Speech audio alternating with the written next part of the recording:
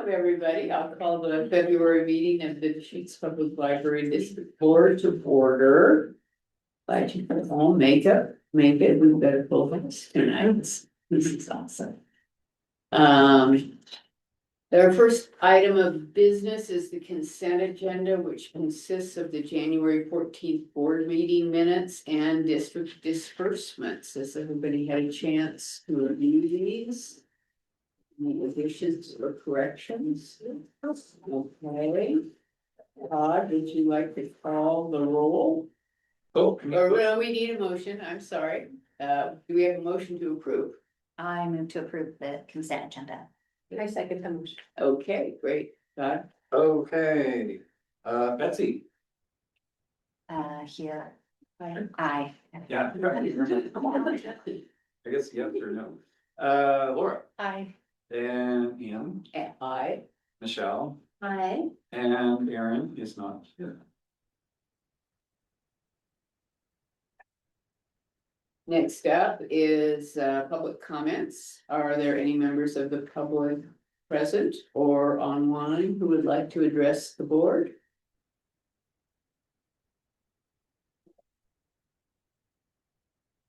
Hearing none, we will close the public comment section of the meeting. Okay.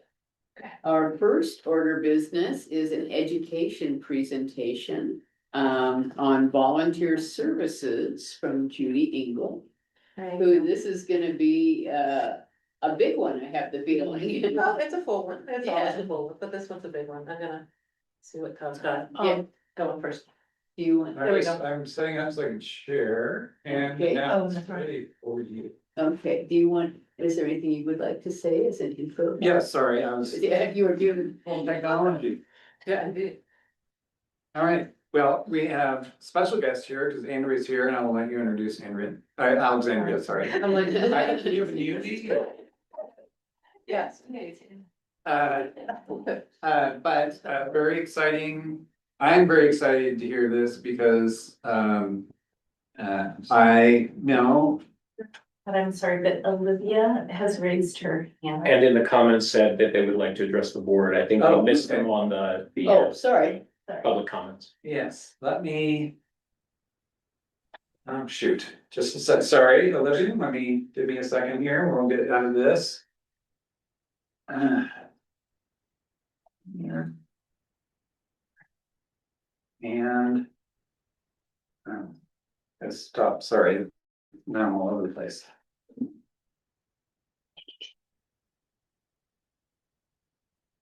There we go, stop share. Hi there, can y'all hear me? We can, and Oh. please, do you want to say anything about? Yeah, Olivia, thank you. I'm sorry we missed your hand, missed you.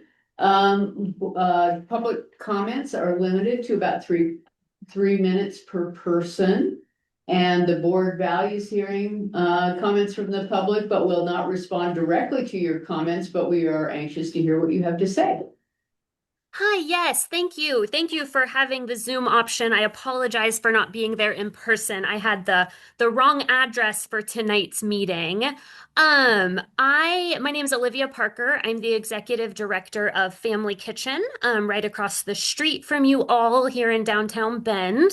With me is Mary Keith. Mary is a board member of Family Kitchen and a congregation member of Trinity Episcopal Church. I think probably zooming into the parking lot at the moment to arrive at your meeting is Chuck Hemingway from Bend Church. I wanted to make a request of the board that you consider extra porta potties. There might be a more formal term for that. I apologize. During the construction in downtown Bend, for the folks who normally use the restroom facilities at your downtown library, to give them an option for somewhere to use the restroom. That's it.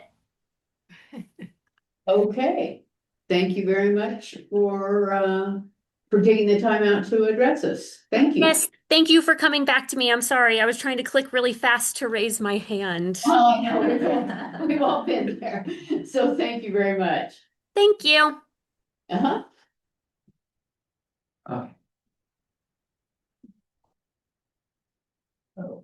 Sorry. That's how they get in practice.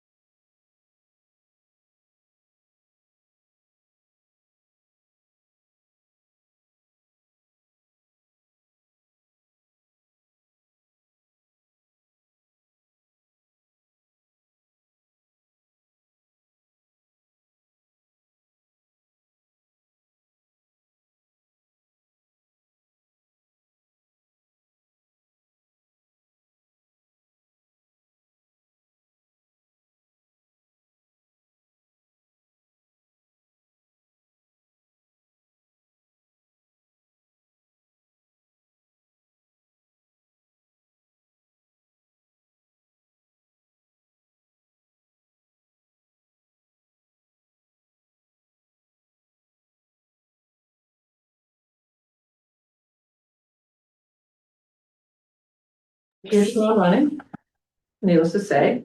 First being charged with expanding volunteers at the makerspace in Redmond, which she did brilliantly. Also created, alongside with Tony, although I'll give most of the credit because it was Alexandria who started it all, orientation and training materials for the Redmond makerspace, which when we opened Redmond, we had a little bit, but we did do a little shooting from the hip, so not everything was in place.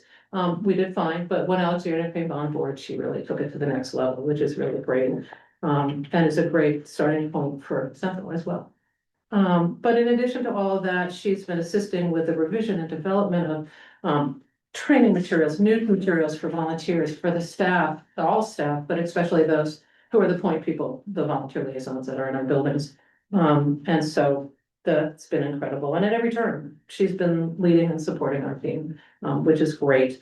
With the addition of Alexandria as the coordinator, we've been able to up our game across the board from 1 to 2. It makes a huge difference. So we're now, one of the several of the things that we've been doing, we've been able to fully support community librarians with program support, which was more challenging when it was just one of us. We have a group that has just gone on winter pause, but something called the Tuesday Truckers down in the Pine. So it's a walking group, and we have a volunteer that is supporting the lead on that one. We brought in from community librarians, Dungeons and Dragons programs across the district. So we've been pulling in volunteers for that. We just had a felt making event for our story times, garden programs and more. There's just a whole lot that Alexandria's been able to help us up our game. And recently, and Emily's here, which is nice, we were able to support tech services as we, before, during, and now after the Baker and Taylor change, which was huge. So they, volunteers we brought in to help make material shopping, for lack of a better way to say it. Needless to say, with the many plates in the air with the day-to-day, the preparation and closure of East Bend, the recent preparation and closure of downtown Bend, and certainly last and not least, the opening of Central. Alexandria is a very welcome addition, as you can tell by my enthusiasm, and is critical to my ongoing success of volunteer service. And all the while, she's a complete I've said this many times, she's a complete pleasure to have on board. She has great knowledge, dedication, and enthusiasm for all things volunteer, which of course makes me very fantastic. So thank you for making that all happen, management, board support, all of that. It really has been a wonderful change for volunteer services. I'd like next to take a moment to appreciate Todd. As this is likely the last board presentation I'll have with Todd as director. It has been an honor to work during your tenure. And to have the incredible support and dedication that you have shown for volunteers, for all things volunteers. When I began as a volunteer services coordinator for downtown Bend, about 18 years ago, it's been a long haul. And when I began as the role of volunteer services coordinator for the district, a year or so later, we were really in the beginning stages of developing a well-structured and well-loved community volunteer program. And Todd has consistently provided encouragement and has always been available to speak with, answer questions, and be part of our volunteer appreciation events. If one ever wondered if DPL had a buy-in from management, I've always been able to say we have it in spades. So thank you. Thank you. I was happier when the attention was on Alexandria. Well, I'm almost. So I can't thank you enough for all you've done, for volunteers and certainly for Deschutes Public Library. And as far as my role at DPL, I couldn't have had it any better. So thank you very much. It's been a pleasure. It's not over yet. But this is my opportunity to thank you in public. All right, so onward to the last year of volunteer support, which you all, I have copies, you can have a copy in hand. I also have it up, as you can see. Yeah, great, thank you. We had a good year, which is what I get to say all the time, which is really lovely. I'm very happy about that. Let me do this, I'll do a little of this. It works, right? Is it working? Is it on?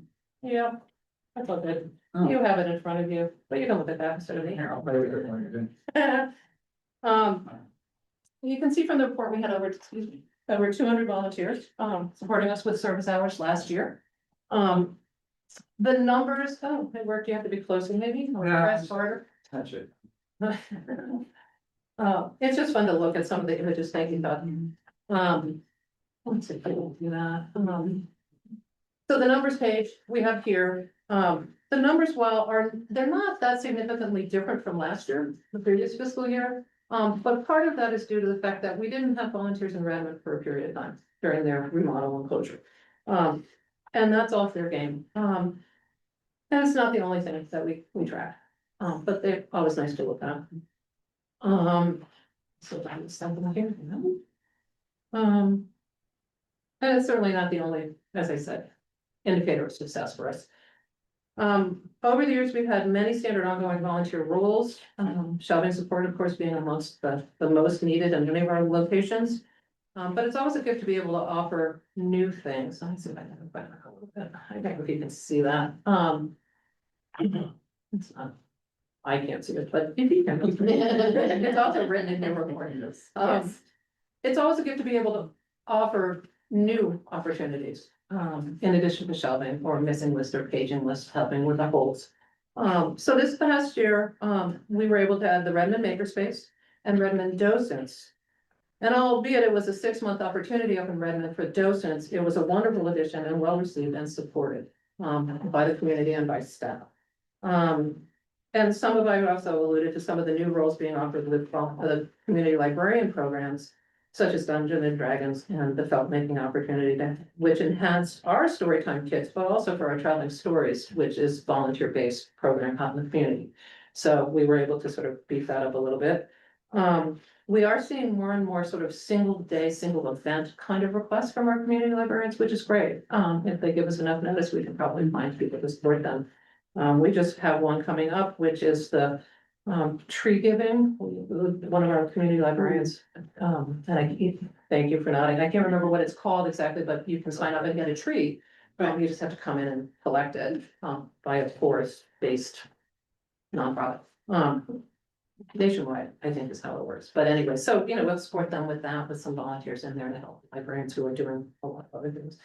But you can see, our ongoing needs are all listed in our report.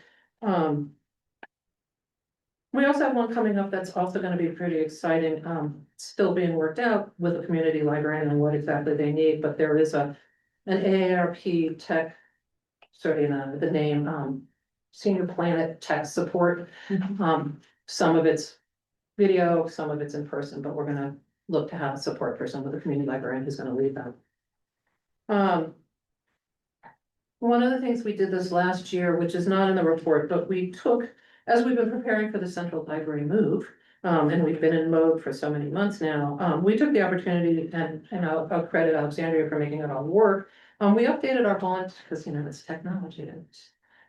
We updated our volunteer application, to sort of get some more skills out of the applicant to see if they had makerspace. So we're looking for a higher level of makerspace technology skills in the new makerspace. We also have a new checkbox, which is, are you bilingual in Spanish, which will help us cultivate that. And as we aim for greater inclusion for a Spanish speaking community. We also, because we're going to bring in docents, we added another checkbox for experience with providing tours or teaching or facilitating groups, because that role is going to be big in our new central library. And of course, then we added a checkbox about skills as an experienced dungeon master for D&D events, because that was needed, and it's something we wanted to ask. So we've sort of updated all of that. We haven't conducted a formal poll lately, but what we find is there are many happy volunteers. And most recently in the December, January event guides, one of our Redmond Makerspace volunteers, Delane, spoke by saying it's a place to come, it's a place of community, it's like a second home to me. And this is a woman who comes, I think, twice a week. No, she's once a week. She was 3 times a week. Okay, I stand corrected. Yeah, as a makerspace support person, as a paging list, and and she did docent for a bit. And she's offered to come docent with us down at Central. You gotta love it.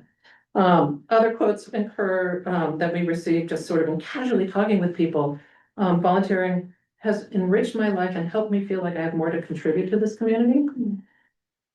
This is my happy place. And recently a downtown Bend volunteer who's been with us for over 10 years said, and she's unfortunately, that's another story, she's not moving with us to Central, but she said this time volunteering in this building next door is her moment of zen, which I thought was very lovely. And all of this takes a village, and I will never tire saying how wonderful BPF staff are. They're very supportive. From the library volunteer liaisons to the entire staff is a group, the DPL staff is a group of people who appreciate service and show it. Lastly, looking towards Central. We are navigating the many moving parts of the closure of downtown Bend. It happened. Our volunteers stopped as of the end of January at downtown Bend. As we prepare for the closure, we didn't need them as frequently. There were a lot of sad faces, seriously. They have a small pause. We have a very high volume of volunteers who are going to come with us. I put it, because I didn't do the numbers, probably 85 to 90% of them are coming with us. So 46 volunteers are coming from downtown Bend and 14 from East Bend. So we're starting out, as Alexandra and I today started to confirm shifts with everybody and the sort of big Sudoku. We have started out with help with 61 volunteers. Meanwhile, recruitment has started for filling in the gaps, for which we will have. We today have 80 applicants for volunteering at Central, which is really exciting. It includes the makerspace, it includes creative space, it includes docent for 6 to 8 months. So there's a lot of interest, which is really great. So we've been doing something good. As we look forward into what we will be doing and bringing in these additional volunteers and bringing in the transferring volunteers, we have set up schedules, another major game of Sudoku. That early, the recognizing dates are going to change. March and early April, we're going to start screening 20 to 40 volunteers to start, do a couple phases. Then we'll start training in April, probably mid to late April. I'm gonna look at Lynn and I think those dates may change. But we will start beginning to train, we'll train the, big, with the transferring folks, we'll screen 40 people, we'll start training the transferring folks. Then we're gonna start training the new volunteers. And then we have soft opening in mid-May, so we're gonna like be ready. Alexandra and I are gonna take the lead on that because our staff are coming in, the 3 on the team for volunteer liaisons for Central. Have a lot to get familiar with in a new building and how to navigate, so we're gonna take the lead on most of that, and then we'll eventually turn it over to the team. So there's a lot of very exciting things happening, and I couldn't be prouder of our volunteers who remain committed. They've done so much, they've been flexible, they've been patient, as we navigate all these changes, and then they're just still committed for doing so much for our libraries. Some wanna come for 6 hours, and we allow 2, but they're really ready to do it. And so I have this great appreciation, we have this great appreciation for volunteers, but I'll say it, I feel very honored to work among the DPL staff and all of our locations who are very committed to working alongside volunteers. And it's safe to say that I've heard stories where that's not the case in libraries. So I think we're really very fortunate. So that's sort of most of what I have. Attached to what I gave you is one single sheet, which has a QR code, which leads you to, and it's also part of the annual report. It leads you to volunteer videos of our volunteers, and they're really, really lovely. So if you haven't seen them, I highly recommend them. We did a handful, and I suspect we'll do more coming up. So thank you for your time. If you have questions, let me know. I'm around, and I'll be here if you have questions. So thank you. Thank you for Thank you, sharing. Judy. Yeah. Kind of rapidly went through it, but here we are. That's great. I always look forward to this report. It's, our volunteers are amazing and we do such a great job keeping them organized and keeping them, letting them know how much they mean to our organization. Yeah, and one of the things that we've taken, thank you for that. One of the things that we've taken as we started going into sort of the closures of East Bend and the closure of downtown and opening of Central, it's the smaller libraries are just as important. And what I've been doing is sending out, for a period, I did it monthly, little missives about what's happening. So everybody's in the loop.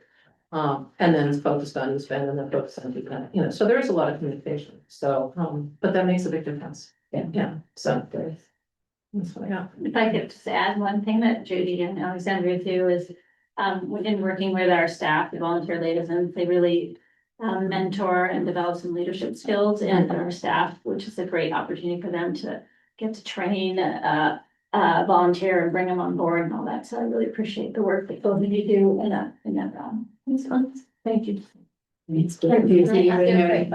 Yeah. What do you think the biggest challenge is for doing, aside from knowledge and that? I mean, I gotta say, it's a godsend. I mean, it's, of course, our biggest challenge, it's getting it all right. I can speak for Alexandria. I think we both acknowledge that we're perfectionists. And so we aim high. And we do pretty good on that. And that's a bit of a challenge because perfection is overrated. But I don't think, it's just about the numbers and it's about having people happy and getting the need filled. I mean, that's really what it is. It's about supporting staff. Do we have any challenges? Yes. I mean, they're challenges, but they're not unsurmountable. And they could be opportunities, Yeah. we could phrase that, so you feel more comfortable, but like the Yeah. biggest areas of opportunity. Yeah, I think one of our volunteers put it, he was an engineer by trade, I believe, but he puts it as, we have a lot of people solving people problems, we're navigating a lot of social aspects that are not like a black and white answer, there's a lot of gray area with that, so I think that that's one of the biggest nuances in volunteer services, especially as we're dealing with a lot of stakeholders, in the community. And we aim, it's like if somebody was volunteer on Tuesdays from 2 to 4, we do our best to make that available to them. And if we have 3 volunteers in that spot, we'll generally say, what about this? But we also have volunteers who go away and come back and they get an honoring like that, they can come in, whatever, whatever works for them. But it's true, there are nuances that we just. Okay. So, but when you're working with people who want to give up their time and happy people, they're really The nuances, yeah. Judy, I just want to recognize your clear commitment and care for our volunteers. It's very evident and it just creates this really cool cycle of people who want to be volunteers at the library and are being cared for as volunteers and what they have to contribute and want to, it's a clear commitment and investment that you're making. And it's very cool to witness and hear you talk about. So thank you. Yeah, that's fine. A volunteer said to me one day, she said, I love volunteering here. You train us up well and then you let us do our thing. And that's really important. We don't cover, any of that. And that makes them very happy too. Definitely. Yeah, so over here. Yeah, well. Thank you, Judy. Yeah. And Alexandria, thank you. Yes, thank you both. Okay, next up, we've got Robert with quarterly financials. Right. Setting up the share. If you would go to full screen, it would be a little bit easier to read. Yes. There we go. All right, it is February, which means we are presenting 2 quarters worth of financial data. We're halfway through the fiscal year as far as closed financial records. And that's a great milestone for us as we head into budget season. It gives us that kind of halfway through benchmark so we can see how we're actually spending what we planned in our last budget as we prepare next year's budget. So here we are, quarter ending December 31st, 2025. We start with this cash reconciliation report. Q2 is always a great one because, oops, a little too far in, because it includes that November tax receipt, and November is the month where the vast majority of tax receipts are collected. So we see an increase in our overall cash holding.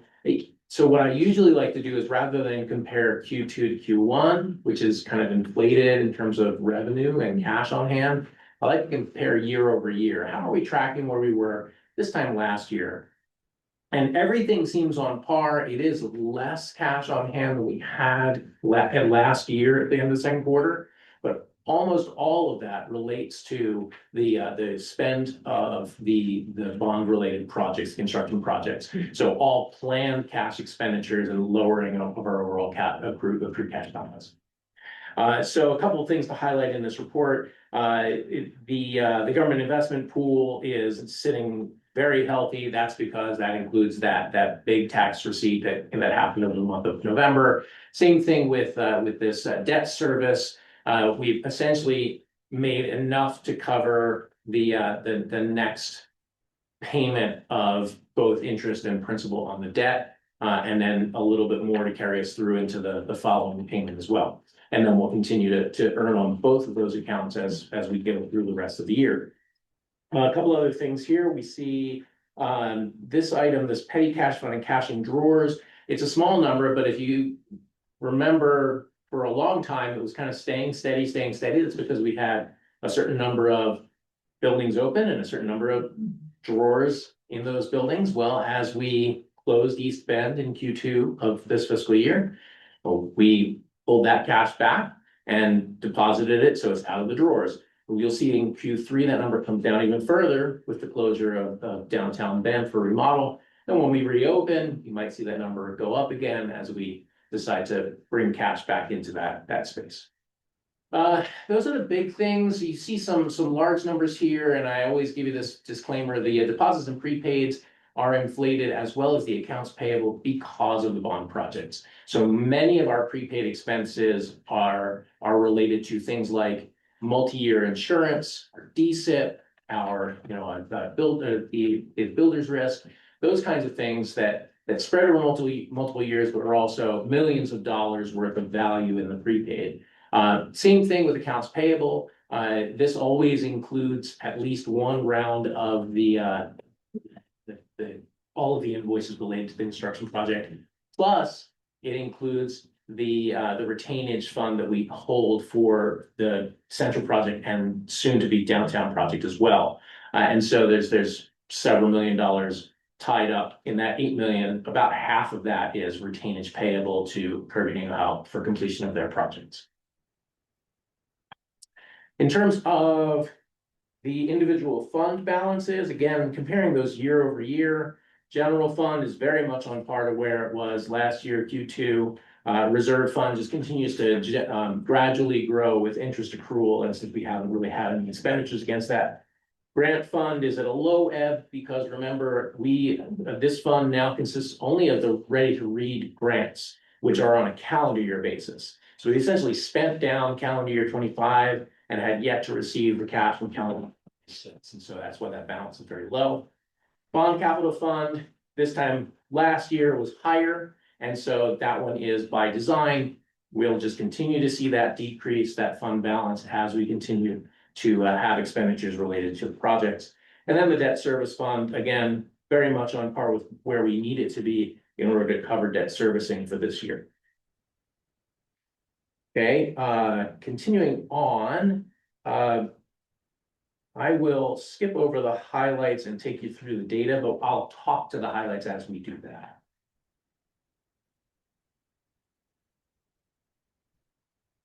So starting with the general fund, as I say, we're halfway through the year. So it's nice to use a 50% benchmark, although as we know, not everything both earns and spends at a continuous rate.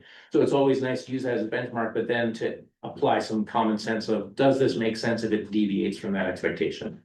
As far as resources go, as we talked about with the November tax receipts, we've received the vast majority of our budgeted revenue and resources planned for the year. So we're at 97%.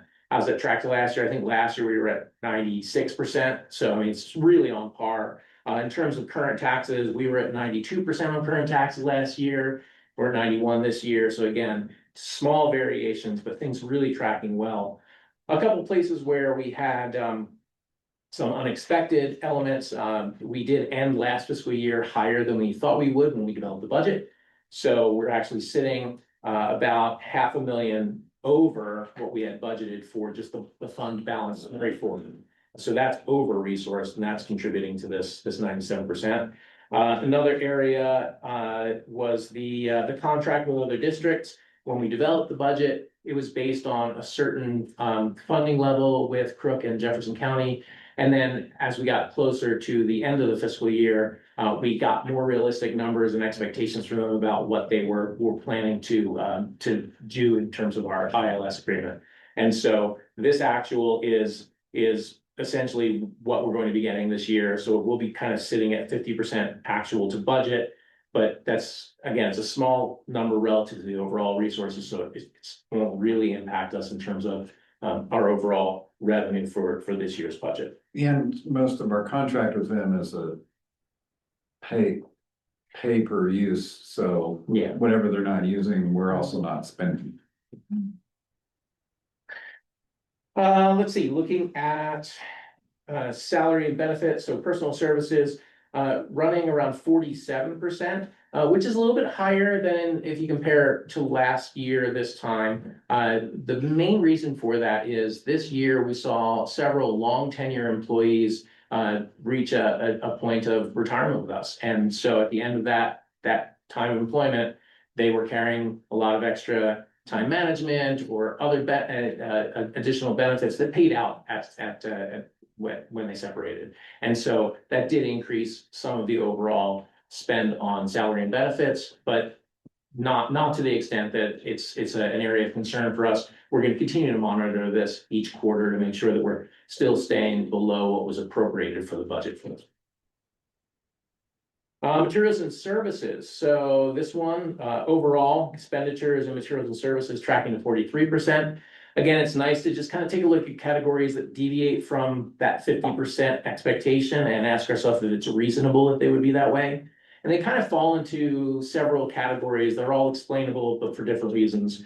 Some of them are ones where the expenditure is expected to have really landed in the first half of the year. So categories like auditing, right? All of our auditing expenditures have really come in for the year for the fiscal year audit from last year. So we are 68% actual to budget, but we probably won't get any other expenditures related to the audit at this point. So we'll kind of just sit there, not overspend. Other ones being things like rent. So in a typical year, we have a rent expenditure that's going to cover the whole year. But this year in particular, we had two properties that we were renting, right? East Bend at Borden's Corner and Redmond Temporary Library reached the end of its commercial lease this year in December as well at the Redmond Design Center. So both of those really accounted for almost all of that category in the first half of the year. And we see it bearing out, right? 89% spent in this category. But that was expected. We didn't expect there to be too many more rent expenditures other than some small storage rental expenses going forward.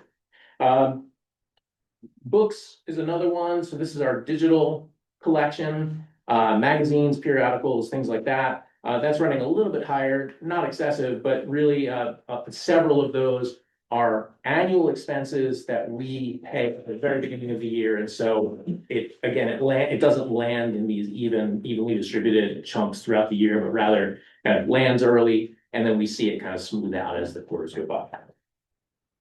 IT maintenance and leases also falls into that category with like large upfront annual expenditures at the beginning of the year. Legal services running fairly high, but it was a fairly low budget. So there's room for some variation in there. I think that one probably will overspend at the end of the year. But again, in terms of the overall category of materials and services, there's definitely margin in other categories to cover that overage. And then vehicles was another one that ran a little bit high. In fact, already showing 106% actual to budget. The big reason for that one was, as you recall, we had some offsite storage at Storage Solutions, and a next door neighbor had a fire. And even though our items were not damaged by the fire was put out very quickly. The smoke damage and then all of the flame retardant and everything they used to put out the fire, it essentially was a total loss of the contents in there. The good news was that the value of what was in that was a value that was low enough that we felt we could bear it from the expenditures. The bad news is that all of my snow tires were in there, and then I had to buy new snow tires for every vehicle in the fleet. So I blew through the vehicle budget. Next year, I'll probably give myself a little bit. And then there's lots of expenditures that ran lower than expected. A lot of them really are based on categories that have a ton of variability. It really depends on seasonal and situational need. So everything spending pretty much according to what we expected, and the ones that were high or low were within reason, and we had explanations for that. Capital outlay, the two big expenditures in there, two big categories of expenditures in there are physical books in this category, as well as IT expenditures. Physical books will continue to spend throughout this year, although this number may be a little bit low, just due to, well, anyway, there's gonna be a lot of variation to that. So I think that we're even though it's 30% expended, and we're at the 50% mark, we're gonna expend this continuously throughout the rest of the year. So we've got plenty of margin on that as well. So the bottom line in terms of overall expenditures is 44%, and then we're essentially tracking to 27 million in the balance currently in that fund that's ongoing. Reserve fund, no activity on this. We did not have any activity planned, so really all we're seeing is interest revenue for the cash that is in the LGIP account devoted to that. Grant funds. As I mentioned, grant funds consist of ready-to-read grants for the year 2025 and calendar year 2026. So at this point in the year, we have had 39% of overall budgeted expenditures. The very first week of January, we received the check for the 2026 grant. But you'll see in the Q3 report that grant funding kind of landing here, and then the overall resource for this grant fund category up up higher based on the receipt of additional revenue there. Okay, so then we get to the capital projects. This is the construction projects, as I mentioned before, so we actually had a higher than expected balance for the general fund, but we also had a higher than expected balance relative to our budget for the construction project fund, to the tune of about $2.8 million. So that's a wonderful underestimate in our favor. We're over-resourced at this point for this project for this year relative to what we had expected in our budget.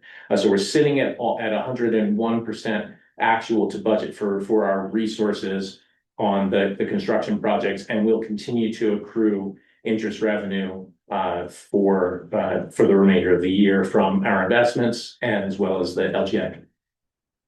Expenditures tracking a little bit higher than 50%. However, this is again one of these areas where one doesn't really expect the expenditures to be kind of an even amount each month. Greg puts together fairly detailed budgets that you've seen.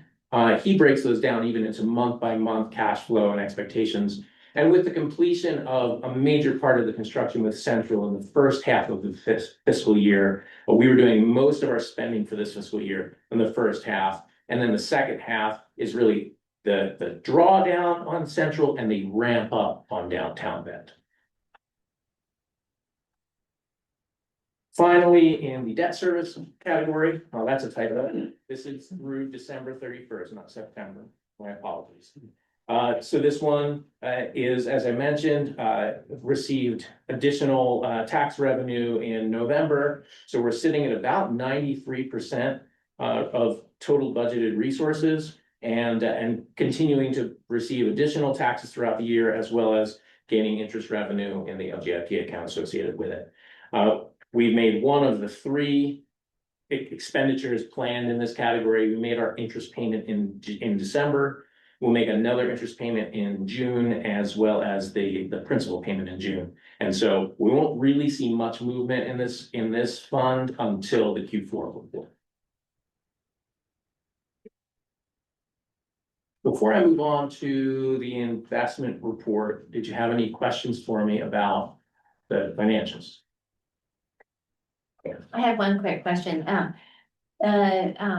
And this, I think, relates to the debt service fund as well as the general fund, but the current taxes, the variance under the 1.6 million, that is not just relating to a budgeted amount for this first 6 months of the fiscal year. That was relating to the budgeted amount for the whole year. So we got 1.6 million that we're expecting to receive of people that didn't pay their property taxes in November, but that are paying them kind of quarterly. That's correct. Yeah. And so what we see is you get small payments on the monthly basis, and then somewhat larger payments on the quarterlies, and then the big payment up front from the escrow accounts on homes and business properties in November. So you have different payees on different cycles, and then you kind of see that trickle in through the rest of the year.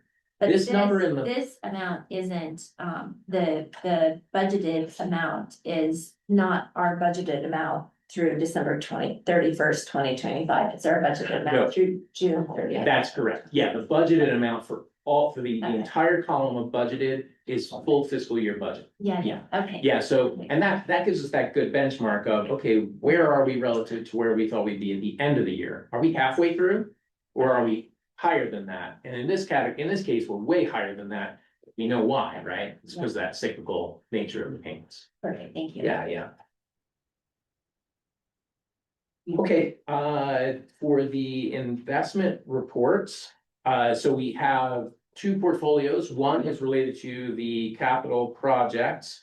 I'm going to zoom in a little bit on this. I'm happy to report that this one is essentially dwindling down by design. So as we had that very large portfolio at the start of the projects in 2021, it took the overall revenue from the bond issue and parceled it out into various tranches that we put into investments that matured over periods of time. And then we reinvested some of them and we spent some of them. Well, we're at the point now where we're close enough to the end of the project that we're just going to allow these remaining elements of the portfolio to reach maturity. By the end of the fiscal year, there essentially won't be any bond investments in this portfolio report. It will essentially kind of go away, and I'll just be reporting to you about the LGIP balance that we're carrying. And so what we see here is we've got 3 more investments maturing in January, April, May of this year, and that will all convert into cash that we hold in LGIP and continue to use for expenditures through fiscal year 2027 and beyond, to the kind of tailing off to the end of the projects. Then we have our general reserve funds portfolio. And so this one, we maintain as kind of a little bit of a risk management tool for volatility in the markets. We have additional money that is not appropriated out of the general fund and the reserve fund that essentially for a given fiscal year is available to set aside in something longer term. We know we're eventually going to spend it, but it hasn't been appropriated for this year. So it's gone into this portfolio, and each of these have dates maturing through to the start of next fiscal year for use and availability in next year's budget. And then, we can make assessments based on, we have a decent chunk of cash on hand right now in LGIP for the general operating fund, higher than the unappropriated amount in the budget.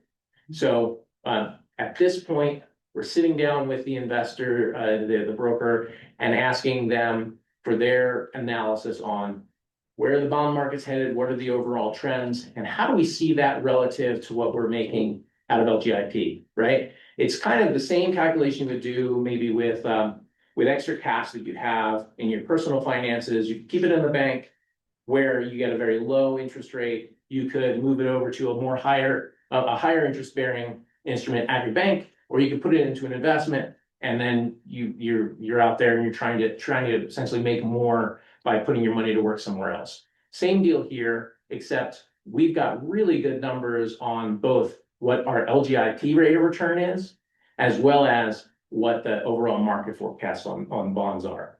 Right now, our portfolio has an average weighted yield of around 4.1%, just a little bit better than that. And currently the LGIP return is 4.1%. The weighted yield is falling right now, and so we're holding this cash back until we see LGIP following. And then we're doing more analysis to say, is LGIP falling faster than the bond market, or is it kind of beating the bond market and staying ahead of it? If it is, then it makes sense for us to keep the cash in the higher yield account in LGIP. Whereas if we see long-term trends looking at eventually yields coming back up in the market, maybe we take some of that cash and move it over. Right now, we're just managing this and watching and waiting. We have a few that are coming to maturity in Q4, and that's our decision point on what to do with that additional money. And then, like I said, we have this additional funds that we received in November. Right now, we're keeping it in LGIP until the market conditions look like they're changing. Overall, one of the reasons we present this every quarter is to do a check with the board that we're still in compliance with the investment policy.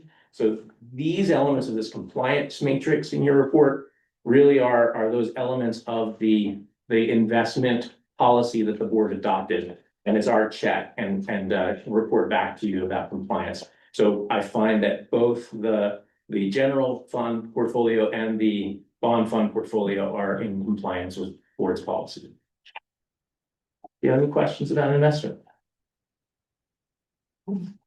Yeah. Okay. I do have one other item I wanted to bring to the board. It is related to investments, but it is related to our role as a bond issuer rather than as a bond investor.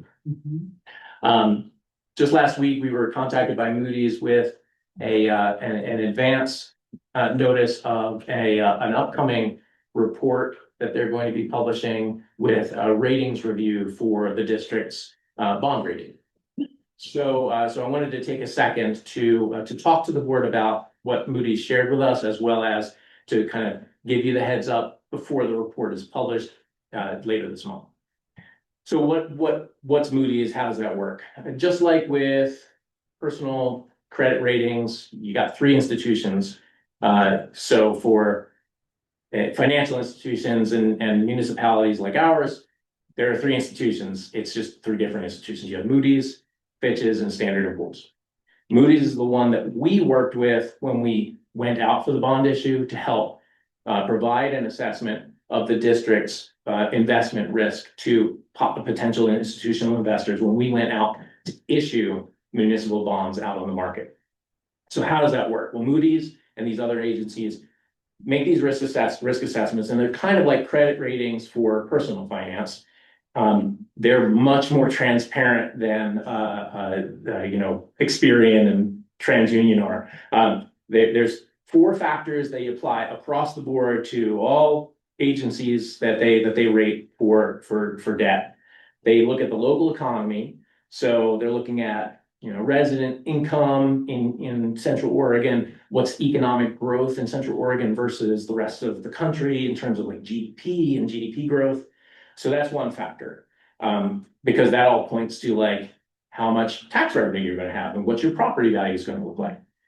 Financial performance. So that's looking directly at the district itself and saying, what's its liquidity? How exposed are they? How much cash do they have on hand versus how much expense exposure do they have? How much are they spending versus how much they're saving? The third thing is they call it institutional framework, but really it's an assessment. This one's probably the squishiest of the 4. The rest they actually measure. And this one is like, they just give you a number, give you a letter. So this one they say, what's your ability to increase revenue or reduce expenditures? And it's a qualitative measure. So if you could very easily go out and raise more money, or if you could very easily rein in your expenditures, then you're going to get a higher score than if you're very tightly constrained, because then you don't have the ability to pivot if there's changes in the market. So that's factor number 3. Factor 4 is the one that I'm going to talk to you about. Leverage. Just like with debt rating, they look at how much debt you have versus your ability to pay off that debt. Now, the way that Moody's used to rate institutions is they would look at your long-term debt, and then they would divide that by the overall tax base of your district coverage. Well, for us, the overall tax base is the county tax base. They were using county tax base, which is $600 million annually. Okay, that's a very large denominator to put our little bit of long-term debt in the numerator column. They changed the calculation just at the end of this year. Now they take your long-term debt and divide it by your district's revenue. So they took $600 million, and then they took that denominator and shrunk it down to $20 million, $28 million. Because it's our operating revenue and bond debt revenue. What does this mean? The first 3 categories, I looked at the earlier report they showed me, and none of the ratings had shifted all that much. But that leverage category, we went from solid, no, like low risk assessment to, oh, wait a minute, this is a totally different category. So when we had the meeting with the Moody's analysts, we asked them, what's going on in the market? Like, what's driving this? And what they told us was they did an internal assessment and determined that with small rural special districts, they were actually incredibly disadvantaged out there in the bond market, because their regions did not have a very large tax base. And so by changing that metric to use your district's revenue rather than kind of the earning potential for your region, it leveled the playing field between larger districts, better off districts like ours, and districts in rural or more isolated counties and regions. And so this really was more of an institutional re-leveling. And what she told me is there are a lot of districts that are going to see what we'll see, which is, you know, no change except for this new metric in the fourth category means an overall expectation of a downgrade of some level. And they have yet to determine what our downgrade will be, but I want you to be prepared that our current bond rating, which is out there in the market associated with the general obligation bond, is probably going to be lower now going forward. Now, what does this mean for us as an institution? Number one, the current debt issue was completely unaffected. We already issued that debt. We already committed to all of the interest payments on the schedule. So it's not like this changing credit rating is going to impact the district's ability to service its current debt. Also, I'm happy to say that we don't really have a lot of debt exposure, and we have a very strong budget in the next few years, at least looking in the early projections, that we don't anticipate we're going to have to go out for new debt in the next few years. What's going to happen over the next few years? We're going to pay down our debt, which means our long-term debt, that number in the numerator, is shrinking. And our revenue is going to increase just as a function of overall increase in property values in the county. So our numerator is going to decrease, our denominator is going to increase. That overall leverage is going to improve for us. Our risk exposure is going to improve so that at the point where we do opt for any new debt, we will probably have received a different rating again. They do this assessment annually. So they're looking at our financials that we put out each year and remaking an assessment. This is really a one-time downgrade. And in their report, they're saying that they're going to make it very clear that this is because of this change in methodology, and that's really what's driving. So it's a lot. They'll be issuing the report in February, towards the end of the month. And then we'll have something like all of 3 days, right, Todd, to review and have a formal response. But the formal response will probably not be much of a response at all, because we kind of know what to expect in this report. We just don't know the details of have they shifted us from an AA2 to an AA3 or an A1. We don't know. Great summary. Yeah, More than you probably ever need to know about the bond market. well, no, that's interesting, because that most of this is the regular person does not know how those bond ratings are put Yeah. together, and that's very interesting. Yeah, like we are in a fairly unique situation, at least right now, where we are both investors and issuers of debt. And so like we're kind of living on both sides. When we develop our portfolio, we have certain restrictions based on our investment policy about what risk rating we are willing to accept as a district. And so we won't go below that. And every institution has those kinds of policies in place. So your credit rating does really matter.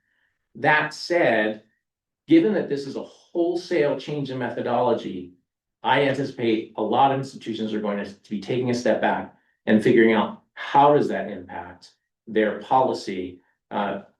Maybe it doesn't. Maybe this is a leveling of the playing field, and they've rated us as slightly higher risk, but they've rated some of these other districts that were disadvantaged as a lower risk because of the calculation change. And so maybe there's just more opportunities for all of these issuers of municipal debt to go out there in the market and get a decent rate.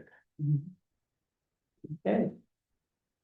Any questions for Robert over the financials or that explanation? Thank you. Absolutely. And when they issue that report, we'll make sure that there's a copy available for you. Okay, thank you very much. Okay. Next up, we're going to talk about our director recruitment process.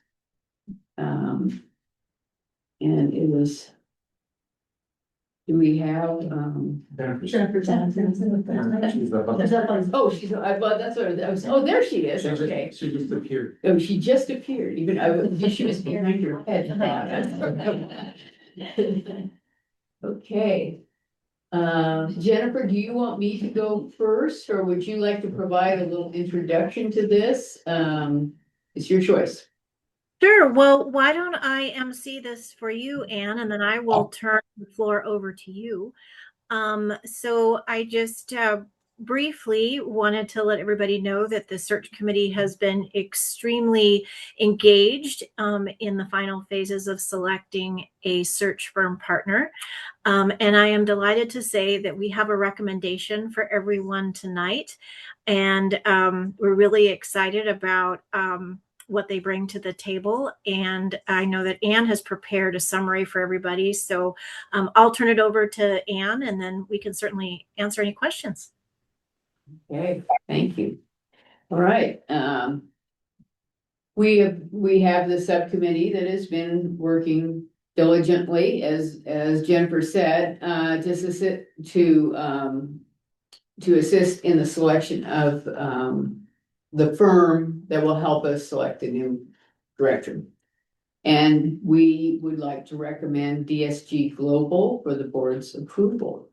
The committee screened proposals from 5 companies and interviewed the top 2 scoring candidates last week. Based on the scoring of the proposals from all of the firms and the interviews, the board consensus was that DSG Global offered the best combination of personnel, approach, process, and cost for our anticipated needs. Candidate companies were initially evaluated on their experience and track record, including recent experience with library recruitments, their approach and methodology, their understanding of library leadership roles and kind of the industry sector, timeline and project management, the rigor of the evaluation process, fees, value, and risk controls. Risk controls are in case what happens if this process does not yield an acceptable candidate, what happens then? And also their references. So subcommittee members, which consisted of Michelle, Chantal, me, Todd, and Jennifer, agreed that DSG Global was the top candidate.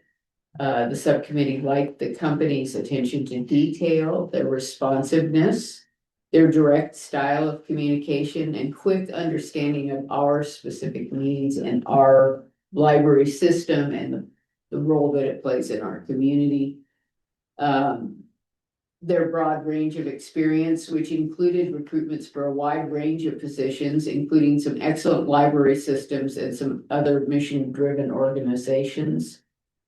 Their focus on leadership attributes and management skills across industry sectors, their outstanding references, and their flexibility in pricing structures. The company has more than 50 years of experience and global reach and 12 US locations. They're a top 10 recruiting firm in the United States and the largest woman-founded executive search firm in the world. Their West Coast office is in San Francisco, and they've worked extensively in the Pacific Northwest. And so based on these factors, we recommend DSG Global. Is there anything you would like to add, Jennifer, or anybody else on the committee as far as additional detail or? I think one thing that really resonated with me is that they definitely want to come and understand Deschutes County, who and how we live in Deschutes County. They understand that we're unique. And I think that they put the most attention to that is really getting to know our staff, our board, and our community at large. And I really like that a lot. Mm-hmm.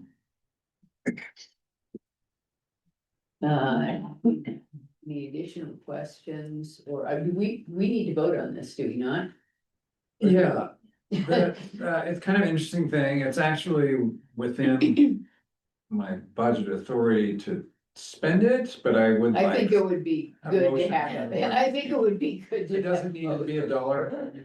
Yeah. That the board wishes or does not wish to go with this company. Yeah, so I would entertain a motion, if someone would like to make one. I move to authorize using DSG Global for our director search. All right, good, here a second. I'm gonna excuse myself from this decision. I'll second it. All right, all those in favor? Opposed? Abstentions? One. All right, thank you very much. We have an executive search firm. Thank you. Sorry, Right. give me a second to raise stuff. Okay, go ahead. All right. Next up, we have our bond updates from Greg. Good evening, good seeing all of you. One of the things in my section, the very last one, is to talk about the storage building at Central, and we've asked Matt from Miller Hall Architects to come here. Would you guys mind if we Yeah, review no, let's that bump piece him up. first? Yeah, you And that bet. way Matt doesn't have to sit through All of the, yes. As much as I'm riveted by the conversation. I'm sure you are. I think I think you should sit through all of our submittals because it's your fault that we're spending all this time. No, I think the screen. that makes a ton of sense. Yeah, so just a background, we talked this past fall about looking at what potential storage needs the district had and utilization of the central property, what we could do there, and we're allowed under the bond to continue to build facilities on that spot. We looked at and talked about, well, do we use block 2 that we had originally created on the property that could be used by DPL or disposed, sold by DPL or something else. Right now, there's no plan. It was much larger space than what we really needed, and we identified another spot on the site where we felt was a potential to put a storage building that would meet of the size that we would need. So we asked Miller Holt to do a study for us, verifying, yes, a building would fit there, what it would look like, how it meld with the rest of the building. And so they prepared a document for us, plans for us, based on the criteria that we gave them. And so we'd like Matt to just show you those drawings, and I'll talk about some of the budget and decisions that we'll take as part of the budget discussion. But this will let us really talk about the building and what it would be or could be. So Matt, with that, if you want to share your designs. Great. And again, these are just preliminary kind of notions based on kind of the desires and program that DPL kind of outlined. This is kind of our notes from DPL that I just wanted to highlight. They really just wanted a very simple storage building that contained 6 10 by 15 foot storage unit kind of rooms to provide storage for each of the branched libraries. They indicated they wanted it located north of the service area of the central library at Stevens Ranch. And then they wanted that building to kind of have complementary finishes to the existing building. And so that was our directive. And then we took those kind of desires from DPL and kind of vetted it against kind of the building code or the site development code that the city of Bend has, and determined that it is permitted by code, that there would still be kind of a simplified review process. It would not need to go back out to public comment due to the overall size of the building, but it does need to go into the building department for their review. So this is an overall site plan. You can see the main library is located here. There's that short 1-story service wing that is clad in stone here. And the red square is the overall proposed new storage facility.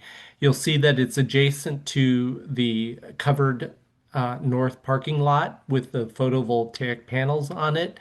And so it's really conveniently located next to the service drive that allows vehicles to enter, drop things off at the storage or at the loading dock, but also kind of pull up along here. And another reason we like the location is also there's kind of a pull-off drive area that we've designed for school buses that are dropping kids off. They can come and park over here.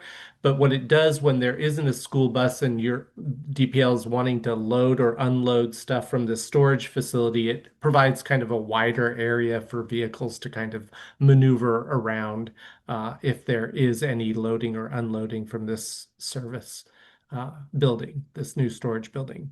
So this is really an enlarged view of that plan, and I think I'm going to have to escape out of here to zoom into it. Sorry for the flashing screen, but I just wanted to kind of show you the inside dimensions as we kind of laid out the schematics for this building shows the 6 different storage units with roll-up doors facing the east side along the service drive area.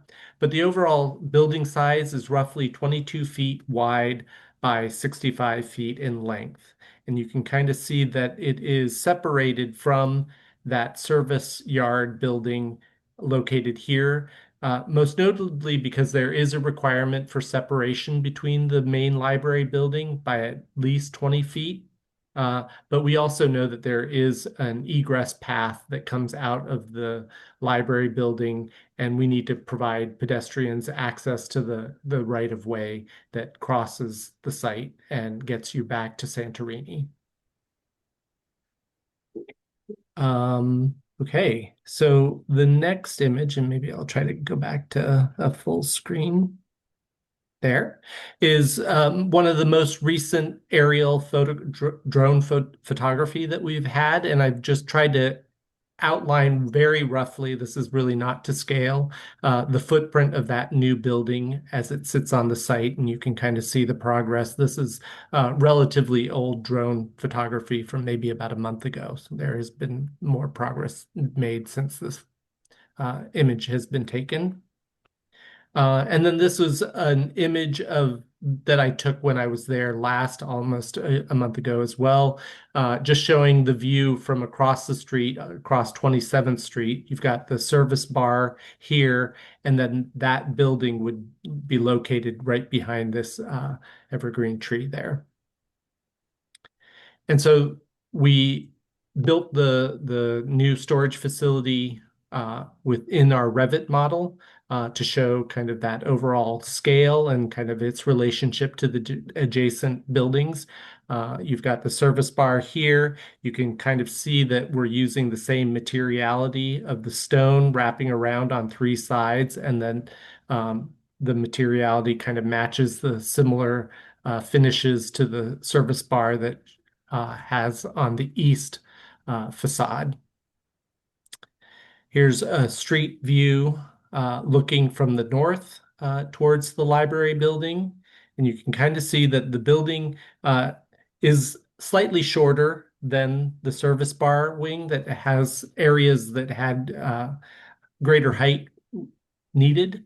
But we think it still matches and it has a better relationship to the overall height of the parking canopy that is to the east. This is a view from on 27th looking to the north, and it's showing some of that same relationships of the stone material.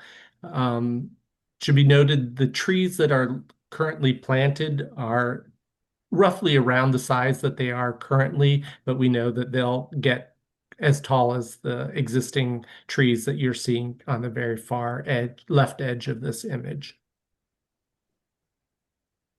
This is a view of that storage building, the east facade, looking from that service yard just outside of the loading dock area. And you can kind of see that the stone wraps around in a similar fashion to the service bar building, but then transitions to that metal panel system here with the 6 roll-up doors there. And then a view of that same building looking to the south and back to the library building.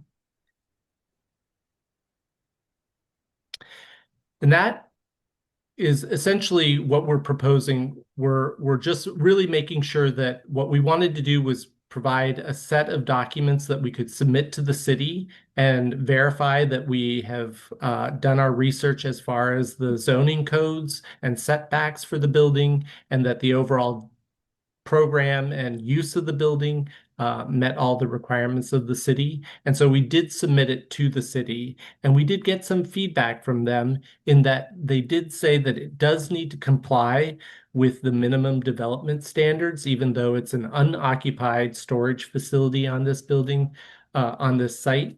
And what they really kind of indicated was that they wanted to see a little bit more facade activity. And the one way that you do that is by providing kind of window openings within the building. And they reference this one project within the city of Bend. I think it's a school facility that is also used for storage. This facade that you're seeing does not need any windows, but they were asked to place windows that are actually blocked out or grayed out on the inside. It is not visible glass there. And so we would need to kind of provide some similar strategy for that west-facing facade towards 27th in order to give it a little bit more articulation. So maybe I'll go back to a view of that. So while the service bar that is existing there is completely solid, they reviewed that in relation to the entire building when we submitted it. But now that this is a separate permit for a separate structure, I believe they're going to require us to provide some kind of facade window openings on that. And we think we can adapt or kind of integrate that kind of nicely, knowing that there are windows. You can kind of see the edge of a window on the base of the library building. So we don't see it as an impediment to getting approval for this. So with that, I'll just open it up and see if anybody has any questions, or if I need to go back to any views that you want to see again. Questions for Matt? I would just say, I think it's the most beautiful storage unit I think I've ever seen.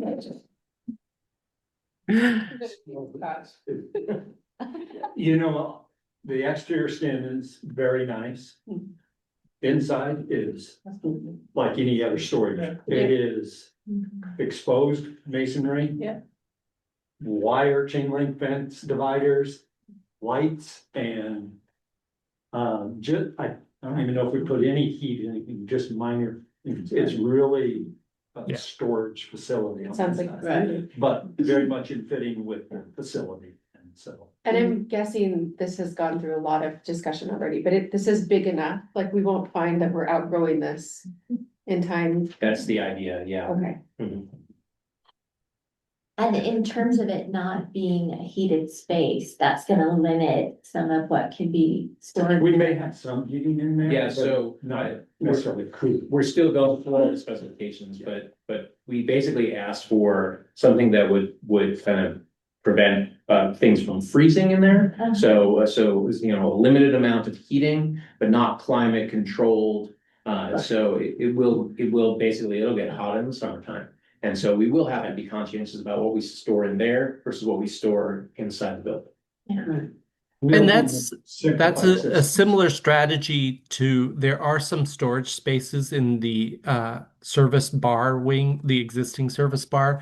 It is not tied to the overall mechanical systems within the main building. So it is really just kind of a much more simplified kind of heating system, just to make sure things don't freeze and things keep dry and protected that way. So based on where you are in the design, you really don't have much of a feel for how much this would cost We you? will. I do have some ideas on this. Okay. We've had Kirby look at this, so we have an idea on construction costs, and I have a rough idea on all of our other costs that I thought I would cover as we go through the budget evaluation. And talk about what I see that cost being, when I think we should be making decisions about this relative to overall bond risk. Right. and where we're at in that process. And then also an outline of what I think a timeline will be of once we tell the team, okay, if we want to move forward with this. And then get the design team going and then ultimately to a build out. So Okay, I wanted to move this up to allow Matt to go through this part so you guys could see it and then just weave the rest of the discussion into the overall monthly right, report. that sounds great, that sounds great. I'd say unless you had questions for Matt, we could probably let him go for the evening. All right, we Great. appreciate it a lot, Matt, that this is gonna be Absolutely. really helpful in visualizing what we're talking about. Yeah. Exactly. It's great seeing you all, and I'll be sure to forward this presentation to DPL so that you guys can peruse it. And look forward to your decision. Good to see you all. Thanks. Right, Matt, thanks a bye-bye. lot, Matt. Thank you. So, kind of jumping into the monthly report, Right. the overall schedule, development schedule is really tracking online. Our plans for Central is tracking to the master development schedule, and we're still planning, getting to our opening in May, and all of the activities that are going on currently are following that. And so very comfortable with that. The process of starting to close down Downtown Bend has commenced with the second floor here in February. But that is also tracking to our schedule. We're still doing some evaluation of our construction schedule. I mentioned that last month. We're still working with Kirby through some stuff on that. I expect that we'll have that finalized this month and be issuing an updated master development schedule by the end of February, and you'll see it in next month's report. And we'll talk about that. But overall, those are the two most active projects from a schedule standpoint, and they're both moving and tracking right to our schedule. The other properties really are post-construction and in a monitoring phase just for warranty issues and any subsequent work that we might want to do. So budget. So, we went through 2 to 3 months of just really analyzing all of the project budgets, the administrative costs, all the contracts, everything, and really looking at where are we at relative to those. And we had the arbitrage report in about interest earned and tax liabilities, which in fact, you saw that in the report, talk about that, capturing all of those things in this budget update. And again, I've pretty much done it every year about this time, and then again in late summer. So there were some big moves on contingencies, as you saw in there, and kind of I'll walk through each of them. The big thing for me was all of the project budgets remained unchanged, which really says we weren't drawing out of our reserve funds for the projects, and the projects were operating within the projections. So just running through this, the sources of funds did increase this past period.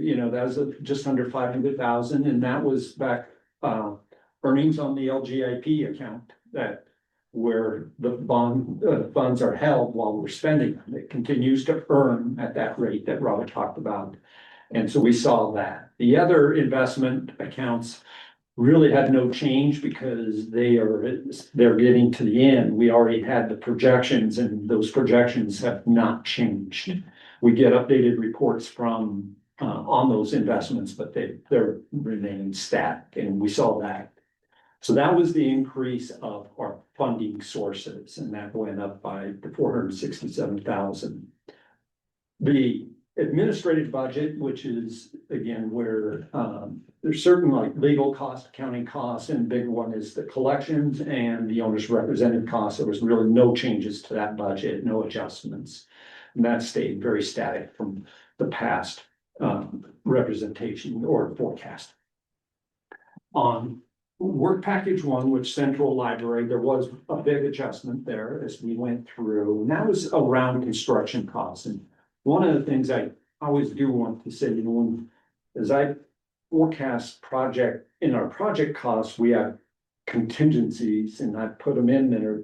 In my mind, those projected contingencies are what I think we're going to spend by the end of the day.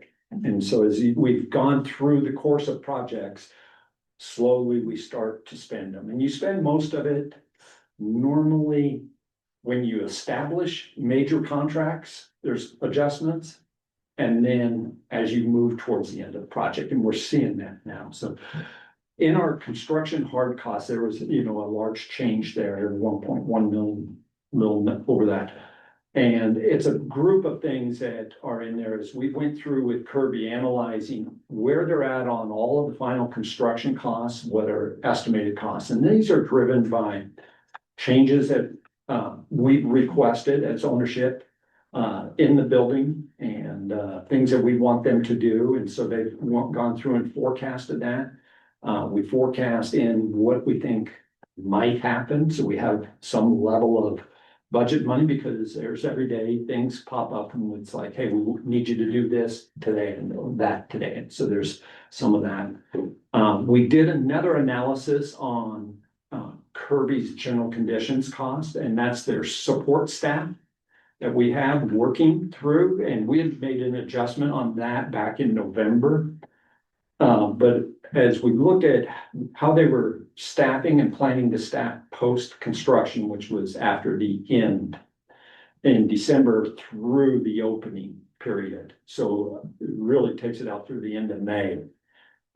Which individual staff members there were. We had some changes in staffing on their part, where some people left them and then others came back in, and we actually asked for a little bit more staffing than what we had planned previously. And I think it's turning out to be necessary and beneficial. We're seeing the benefits of the staff that we have there and the support of the whole project. And so those are built into these numbers. In the authorization, there is a more detailed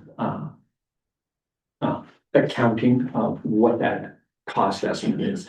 The other thing that is in those numbers is just final accounting as we're going through working with all the subcontractors, and that's through Kirby, of course, accumulating all of their final costs on things that are change orders that have been in work and in process over the past few months. And as you get to the end of the project, those costs flow in to it. And so the process is working as I would expect it to, how that happens.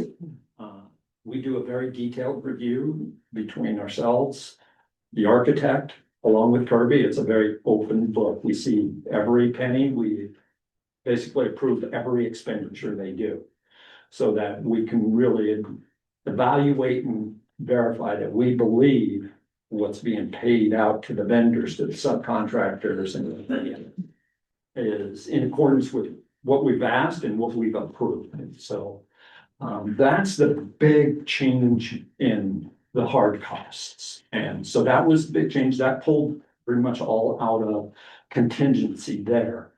On the owner side, what's the FF&E budget, that was also increased substantially, just under 500,000. A big chunk was in our art budget. We increased it by 300,000. Part of that was the art committee was really able to look at, we had the large John Grotting piece that had been commissioned over a year ago, right? To get that in and get that up was a big chunk, but really evaluating all of the space in that building. The art committee really started going through and looking at all of the areas where they wanted to put art and identifying artists and budgets to that, and realized that to really properly fit out the building with art that fits all of the spaces, our budget was low in that. And so that's where we increased that budget. And that's based on an estimate of all the art that's currently planned for the interior, exterior of the building. A couple of the other changes in there are early learning budget. I think I talked to you last month about the city brought up concern about our early learning structures and that we're going to need to modify some of them to allow fire sprinkler water to flow through the structures because they were single covered huts. And so the impact of redoing that, we've captured in here and increased that one as well. And that was 100,000. The computer systems and technology budget, you'll see that actually got bumped in a number of the projects, but the costs of what we're spending on computers and technology and equipment is just rising. And it's, I think, the effects of inflation, the effects of the tariffs, but we're just seeing higher costs on all of that. And we have a lot to buy for this building. So when those costs go up, they go up fast because there's a lot of parts and pieces. You know, when you think about it, almost 100 people moving in there and all that supports that, as well as the operational side. So that was another area that we increased that budget. There was a minor change in furniture and shelving, actually a slight deduction, and that was just updating our estimates of what we saw needed for adjustments to furniture and shelving as we go forward. So those were the changes on that. Our soft cost budget was actually a reduction of $500,000, and the big chunk of that was insurance. I was carrying a fair amount of dollars for additional insurance, and so as we worked with Brown and Brown, the district's broker, of how I verified that we could complete our construction and end our builder's risk policy at the end of December and move into our permanent property insurance, and how that worked and how our DSIP is set up. Where I thought we had exposure for potentially having to extend policies and pay additional premiums, and often on extensions, the premiums are higher because they're short extensions. We didn't have to do any of that.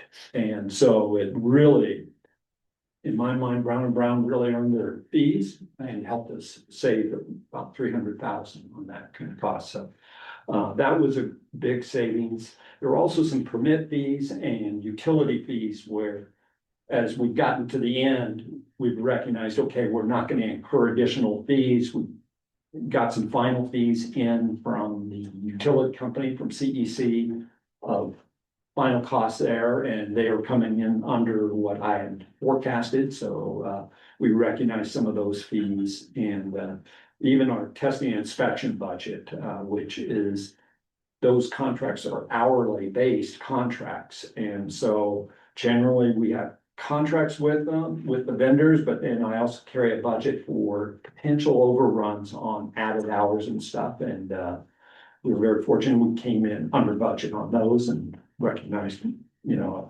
chunk of money there. So that really added up to that savings in the soft cost budget. Overall, our project contingency was reduced by little over 1.1 million for the adds in the two hard cost contingent areas. That's the savings from the soft costs. We sit at about $875,000 of contingency within the project still.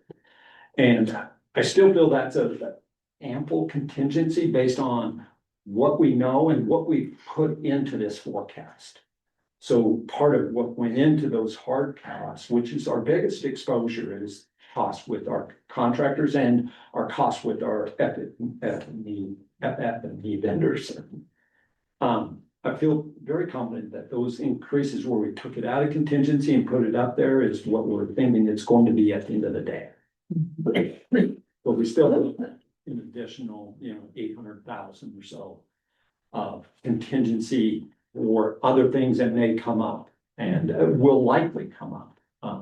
In my mind, as I say, I still view that as those dollars I expect by the end of the day will get spent somehow. I don't count on them as savings. I count on them as being a project cost. At the end of the day, if we save something, that's great. So that was where we were at on Central. On Downtown Bend, again, project budget remained the same. The hard cost budget went up 200,000 on the Kirby side. And that was really relative to some changes that we implemented, when we did the redesign and a few other things that we asked the team to implement changes on. And as Kirby went through, we took those plans, got them all repriced out, we recognized what that cost is, and so up that budget, there's also a corresponding authorization on that that we'll go through separately. We had an increase on the elevator modernization, so one of the things that the district did was we modernized our elevators, but we didn't do it through Kirby, we did it through the elevator. No, it's the elevator, it is the manufacturer, Otis, who's also doing the maintenance. Did it through them directly, so one, we could do it in advance of the project. It didn't have to go through any plan check or permitting because it's just normal maintenance and modernization of it. And we found there was features that were available to have from a safety standpoint that weren't in the existing elevator. And so it was one more feature that we had them do. And so I think that really was money well spent to bring those elevators really up to as current quality or standards as we could. So that was on the hard cost. On the FF&E cost, there was a couple things. We had a big reduction in the early learning budget, and that was, we had set it fairly high, expecting it to grow. We reduced the scope of the early learning elements in there. Now, we're still carrying a budget for DPL to buy additional early learning components or pieces directly, not through Figure Plan as a custom built things, but other elements and that they'll choose in the future. But that represented a $225,000 reduction in that budget that we had savings of. And some of that was distributed out to the others. Again, I increased the computer budget by $175,000, and that was just looking at what I was spending at Redmond, what are we seeing now at, because we had bumped it previously up closer to what we had spent at Redmond, but the continued price escalation that we're seeing occur at Central, we figured that is not going to slow down over the next year, and that we're going to be paying even higher prices when we buy that equipment next year. So that budget went up. Same with our RFID systems. And so sometimes you'll hear EpiTech or the AMH, that equipment, some of those components, as we are executing contracts now, we're faced with higher costs just because of inflation, but more impacts from the tariffs that, because those are all the computer components and a lot of the RFID technology come from outside of the United States. And so you do see impacts on those. We've talked about tariffs over time of what, because we had contracted for a lot of stuff, we weren't seeing it, but we are starting to see it more here. And we saw some in our furniture pricing on downtown Bend, where unit prices were higher for, especially for pieces where they were buying components from out of the country. And a lot of furniture does come from out of the country. So we didn't have any changes to our furniture budget. That stayed the same. This shelving system went up about $50,000, and that's based on all of the changes that we did to the shelving system and the revision and the finishes and everything, and all of the new pricing. So we've gotten final pricing with our shelving vendor, with our furniture vendor, to go to final contracts with them, and there was an adjustment there on that one. So the other is did increase the miscellaneous FF&E budget. And that is all of the small stuff that DPL buys directly. And that can be the Metro shelving for storage rooms and all kinds of things. Anything that you can imagine, you look around and you see stuff, more owls or things like that. There's a laundry list, and we do recognize that bucket of stuff costs a chunk of money. And so we put a little bit more in there based on how we're spending on the other projects. And so ultimately that budget went up by $125,000. The soft costs did remain the same. There was no real significant changes there. And so the contingency, it was reduced by that amount that was transferred to the hard cost budget and to the FF&E budget. We're still sitting at a 1.8 million contingency within the project.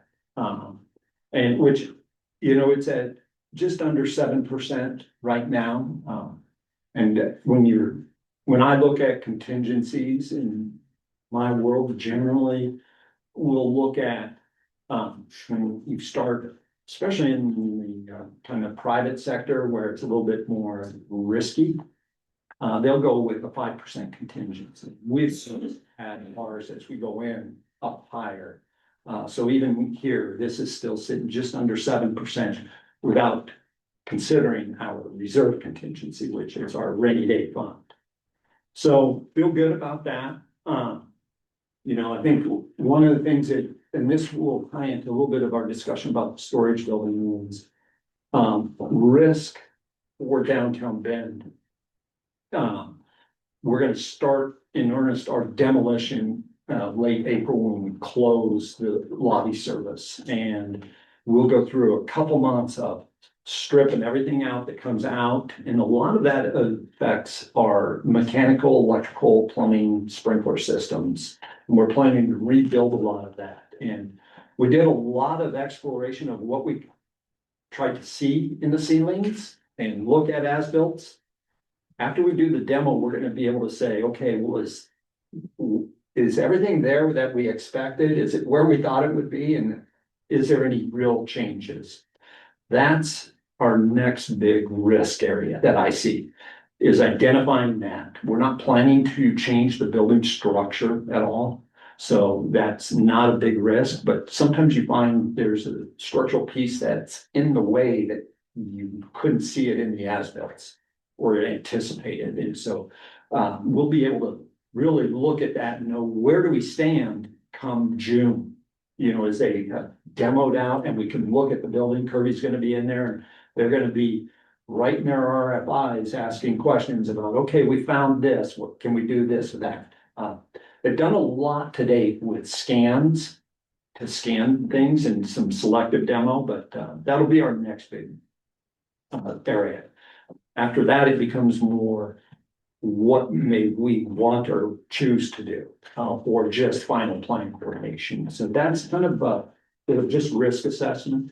On Redmond, there's some minor changes. We do have some hard costs increase there, and that's for some work that we're having done this spring. It's around mechanical systems. We're identified a really piping system that was designed one way, approved to be changed, and then identified that it's causing some of our problems and we gotta fix it. We've got to change it another way. The way they did it didn't work out the way they thought it would. And then we're adding some screens, we're adding some more bird film, some of those things. And so we've forecasted those kinds of costs and just upping that budget a bit, again, coming out of the contingency, the FF&E budget.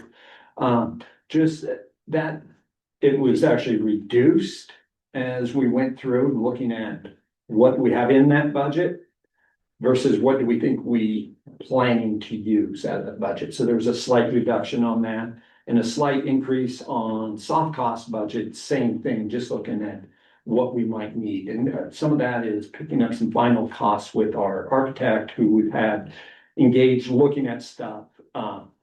A little bit more in the past. We had a little bit of money set aside for, like, when we are working on the mechanical system, and we're going to be doing some work on the landscape and irrigation in the spring. We may want the landscape architect to come back out, so we budgeted for some extra trips. So kind of minor stuff, but it did reduce the contingency by 65,000, or I mean 47,800 there. And then did same general thing on the Lapine work package that for the 4 branches.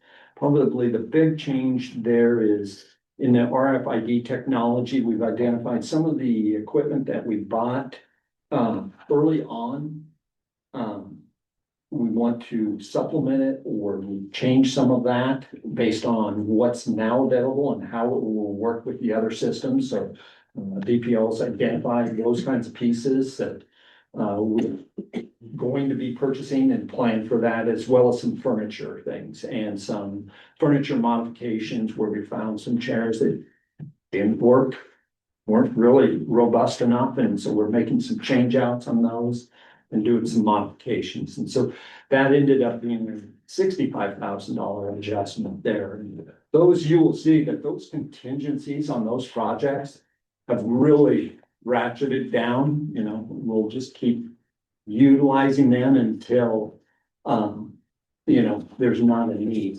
What we're not forecasting in those contingencies are anything that the district would like to consider. And that's something we talked about, that there could be some things in the future before the bond is closed, that things that we talked about and said, no, we don't want to do this now, let's wait until we have money. And Sisters in Lapine, because they were the very first two buildings we did, and that got said the most, let's wait till near the end to make sure we don't run out of money and we have ample funds, and then make decisions on those. And so I don't think there's anything specific that is planned at this point, but it would be something that would really come out of the reserve contingency, not these types of contingencies. If these are available, absolutely. These are really left the small contingencies to address minor issues as we continue to go through and see how the buildings are operating. So the overall reserve contingency, it reduced from the last report by 2.5 million, 2.6 million.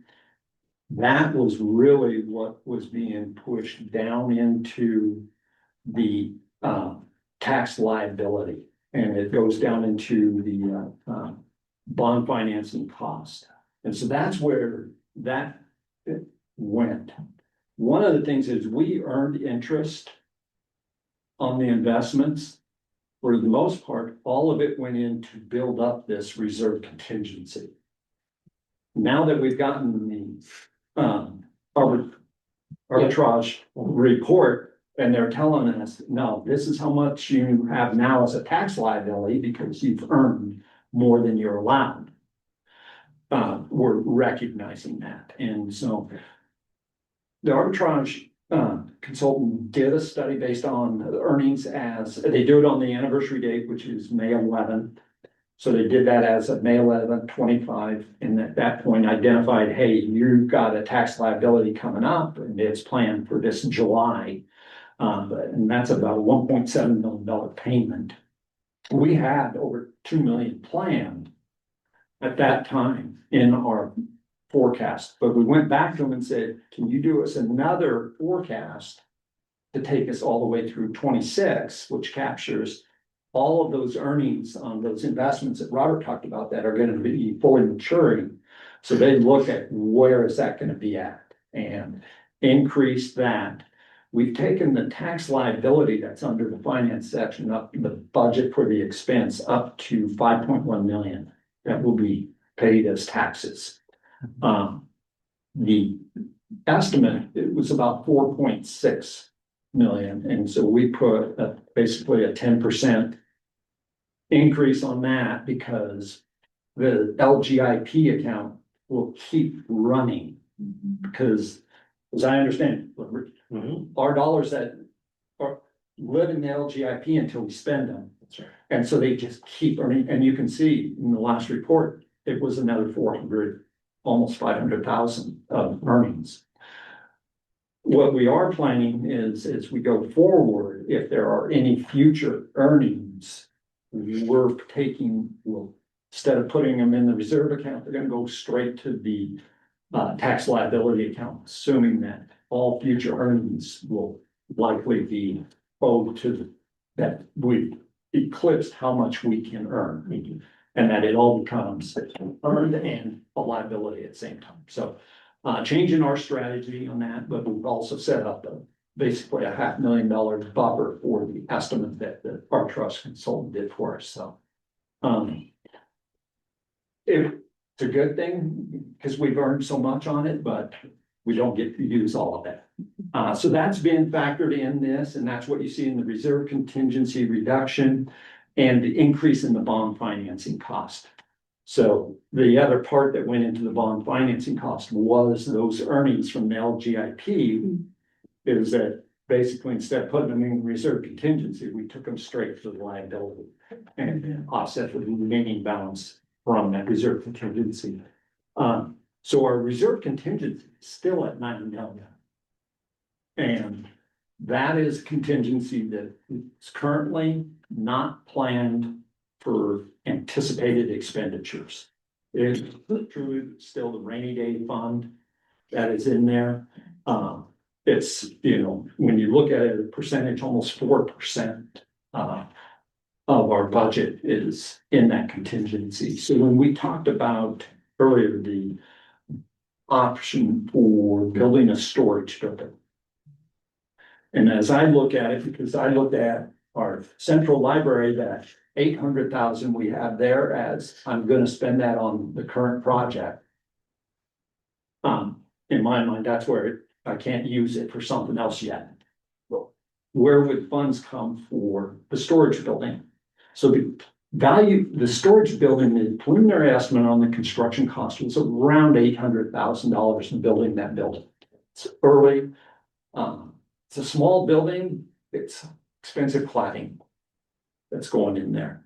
I would think that with all of our design costs and permits and fees, soft costs and stuff, that this would be in the range of $1 million to maybe $1.2 million, and that's conservative in my mind. That would be utilized, and I would say that is something we'd say, we're gonna use those reserve contingency funds for this feature, for the building, to add that. Now, if there's any unused money left at the time in the central budget, it would absolutely could be used for it and not draw all of it, but that's how I would look at it. So we talked about when we make a decision like this, of adding another building and that. A couple things that are coming up. One, we need to get through opening and moved in and operating central. We need to really not 100% close out, but get all of the final costs reconciled central. So everything that we forecasted now is get them to, hey, we're at 99% and we're just small dollars left. And I think getting through what in my mind is a risk area is downtown Bend. Getting through the demo, getting it, looking in there so that we know we don't have, oh my God, there's $1 million problem in the building that nobody could see that we have to address, right? Because that's the rainy day fund money. Which says this is a decision that in my mind is discussed this coming summer. Probably in the July, August timeframe. So I will actually be doing another budget update like this in July for discussion in August. And so I think it would be most advantageous to really look at it then so that I can confidently say to you guys, I think we've gotten through all of the risks of central, that there's no big surprises or anything there. And we've gotten through the initial exposure of seeing our building over here downtown to know that there's nothing new or unexpected popping up. There's always potential for cost there because we'll go through that whole construction cycle, but we'll know if there's something really concerning. So that's kind of the time frame, and that's where I think that it's good to see. So then we talked about if we want to move forward with the storage building, it's probably a year-long process almost from when we say, okay, go, for us to issue contracts, release them, go through design permitting phase, and then setting up a phase for construction. It's not a long construction build, but it's fitting it into a good time frame. So if we're looking at this in August, it would then be delivering that storage building to DPL next summer sometime. somewhere in the July timeframe, I think, is where it would land. So that was part of that discussion about that storage building that I kind of wanted to wait. Let you see where we're at today, which I think is very healthy. I do think we're in really good shape with where we're at with the reserve contingency. And I think this reserve contingency could fund that building easily without putting great risk on the bond program or the district. But I think waiting another 6 months out here before making that decision, it lets DPL live in the building and make sure that, back to, is it the right size? A little more time to think about that. So that's my thoughts around where we're at with that building. So I don't think there's a decision for the board, at least in my mind, Todd, tonight around that building. That's more bringing it up to speed of where we're at and what is a big planned scope of work that is very possible to come back this summer. So. I think I hit all of the budget elements here. And there was a bunch of them, and so, you know, as the contingencies were all reduced and everything. I think the other components of the monthly report are generally things that are kind of repetitive, you know, where we're at on contracts and that kind of stuff, the central library, where we're at, you know, this past month, we moved from construction into FF&E and it's going full bore. Hopefully you guys were able to get a chance to look at the pictures and videos and stuff. It's really looking fantastic out there, looking great. And so those part of the design pieces are, you know, really in the final phases. I think the move process is going really well. We see as people are moving in, so I would say those elements are all kind of tracking right along. So kind of don't want to spend too much more time on that unless you guys have questions, and see if you have any questions about any of that budget element. I just have one. Yeah. Thank you for all this. In the work package for the downtown Bend, when we are decreasing the early learning budget, what is left for the early learning budget? So that budget, when it went down by 225,000, it was about a $700,000 budget. So it still seems reasonable for a nice early, okay. Yeah, That was. and it is fully contracted and fully designed.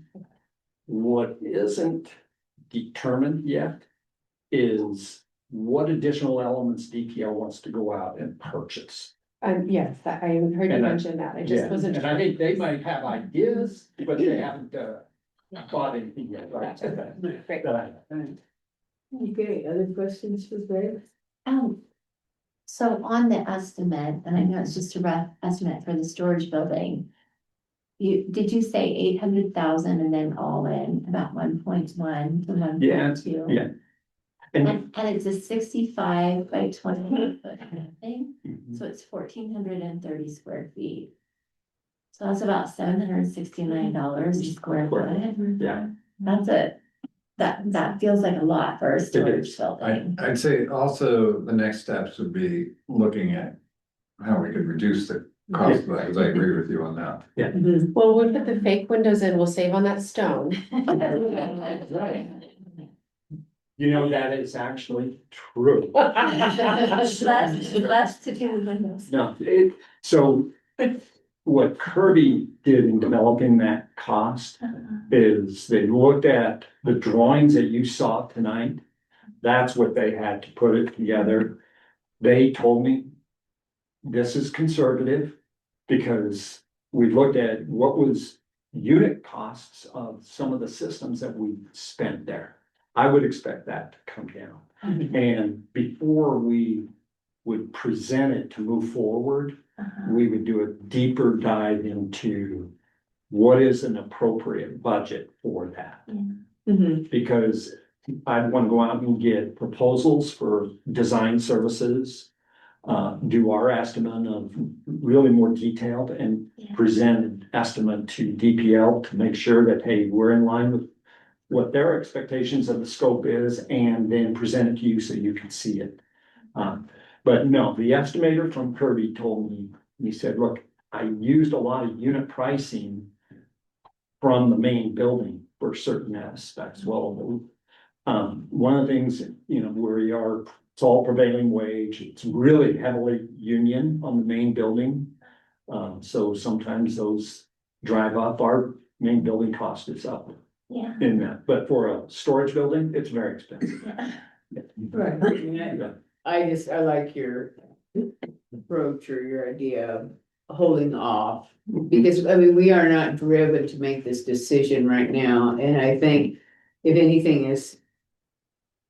You know, if time has taught us anything, it's that costs continue to crop up as buildings are operated and we see, you know, materials don't perform as expected, operating systems don't. And so we want to really be applying the bond dollars to making sure that those buildings are as robust as we expect them to be, because we expect them to last for decades. Yeah. So holding off until we're really sure that we have spent the money on the projects that we outlined to the voters first. And then, you know, this is certainly in line with what we proposed as far as we need places to store things. I mean, it's nonsense, but yeah, we're in no hurry and waiting makes a lot of sense. Yes.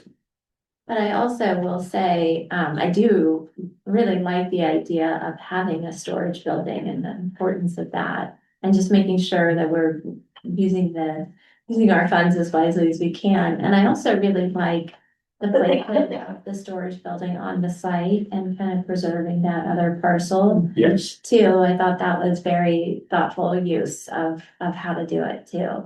So, Yeah. Yeah. Would people like to take a short break? Or are we good? Keep going? I just didn't get some hot water. I was gonna get some hot water here. Yes, okay, let's take a, what, 5-minute, 10-minute break? I think that one Let's was go, everybody's back. Awesome. Okay,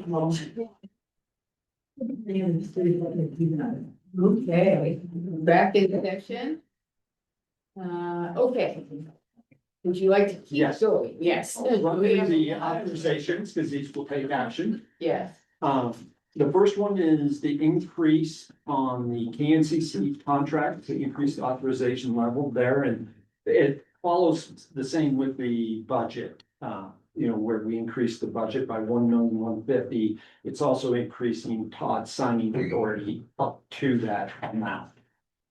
Those are dollars that we expect to eventually award to Kirby, and this will allow us to process those change orders. What I actually attached was one of the forecast reports that we get from Kirby that we go through, and we actually get even more than this, a highly detailed one that goes through, breaks down every cost for each contractor. But this was one that Kirby created to help identify what all of that costs were that were coming out. And, you know, and on their bottom total number on page 2 there, it's 1,154,000. I put it at 1,150,000, one because I had a few 7,000-8,000 left in our unused authorization. So it just is so that I'm always staying generally consistent with the forecast that we have developed with Kirby as we look at all the elements. One of the things that is over there on the far right where it says forecasted additional GMP amount is 216,000. That is the crystal ball of, okay, we think this percentage on this contract, we may have additional costs. We don't know what they are today, but knowledge tells us we're likely to see them roll. It's almost like a built-in contingency of dollars for the things that we as ownership have not asked Kirby to do, or claims that the subcontractors could legitimately make, and we agree to have it turned in. The summary there down that summary box down at the bottom really does help to identify the changes. The GMP overage, the 339.14, that's really based on within all of these line items of costs. There's a highly detailed breakdown, and it's all of the claims that we've seen come in from subcontractors for all the trades. We've identified them and said, we know these are legitimate costs. We haven't necessarily agreed with dollar amounts on all of them, but we've projected every claim. So as you get, Kirby's been writing letters to their subs for the last 6 months saying, we're finalizing, we're closing, you know. You just have to constantly push on the subs to get their paperwork in. It's one of the reasons you have a general is to manage their subcontractors, because subs are notorious at sending in claims for additional costs, slowly, late. We always want to be fair that just because someone may not be the best at paperwork, if they performed a service and it was entitled and we got value for it as an owner, that we would compensate properly. Sometimes when people come in a year later, you may say, you know, the contract says you should have turned this in a long time ago, and you know, sorry, you lost your turn. We try not to do that. I think that's punitive, but at the same time, we don't want it to be punitive on the district, you know, and so it's been a real big push the last few months for us to really rein in the subs, make sure we know everything, and that's what this is really trying to capture. There's the 187,000, that's really the changes in staffing and the general requirements. And GRs are temporary trailers, storage bins, dumpsters, and we've asked Kirby to manage a lot of that for, so that instead of us going out and setting up an account and having dumpsters come in, they manage it for us. And for our FFD vendors. And so as we've added more to that, we've seen some of those costs just increase based on what we're asking them to do. And so again, we are reimbursing them for actual costs. So it's some their markup on anything they do for us is actually it's like 2.15%. So it's a small markup that they do put in there. And then there's an item on here, it's called wish list total ROM. That is just a list of all the changes that we developed through the ending of the project. It started all the way back in October. And there's some things that we said, we'll do these, but we're gonna do them after we get TCO, because we had a huge focus on getting to our TCO. And so those last 3 months, Kirby was focused on build and complete what they had under their, in their, you know, to do list right then to get us there. And so we took that list, and I was actually really happy. We walked through the list today, and it went from, I think, 2 pages portrait down to partial 1-page landscape. Where in the last month and for 5-6 weeks here, they've knocked out a whole lot of it. So there's things that we did, but one of the big ones on there was we put a new ramp system up on the roof in and around all of the mechanical equipment. And you guys haven't been up there, but to really properly maintain and access the equipment, we realized that the way all of the piping systems that run up there prevented it. It would have really been hard on the maintenance of the equipment and able to access it. And so it was one of those things, and that was a $250,000 out of that cost to do that. But for the life of the building and the maintenance of its main systems of power and mechanical primarily, it really was necessary. So that's how I got to that number. There's a lot more detail than what I did, but just to try and give you guys a sense of it is something that is a lot of thought was put into saying, okay, this is the amount that we want to move in the budget, the amount that we'd like to have authorization for. So questions on any of that? Entertain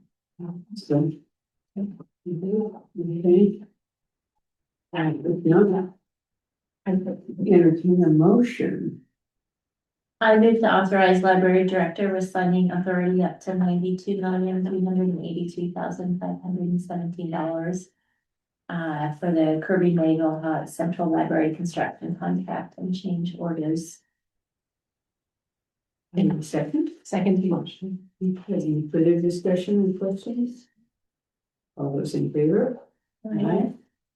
The next one is on downtown Bend, the shelving systems. We did an approval back in September at $1,450,000 for that.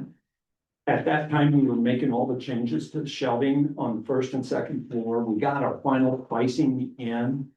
And it came in right just underneath that $1,450,000, but we know that we're gonna have a few more modifications. So I wanted to increase this authorization at budget to $1,500,000. I wanted to increase the authorization because there'll be times where we'll need space saver to change this piece over here, change this over there. And so it gives us really about a $50,000 buffer for minor changes, so. That's why there's no backup there, is just what I believed I needed. Okay. Questions? No questions. Motion? Let's see, I move to authorize the library director with signing authority up to $1,500,000 for the downtown Bend Library's shelving system contract and change orders. And second. Further discussion? All those in favor? Aye. Motion passes.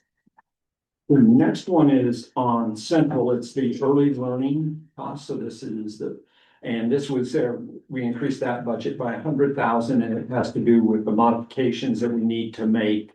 And so this is an increase of the authorization also by that same 100,000, and you can see behind that, I did have estimates that we had gotten and have been working through with our vendor figure plan for that work, but wanted to make sure that authorization level matched the current budget.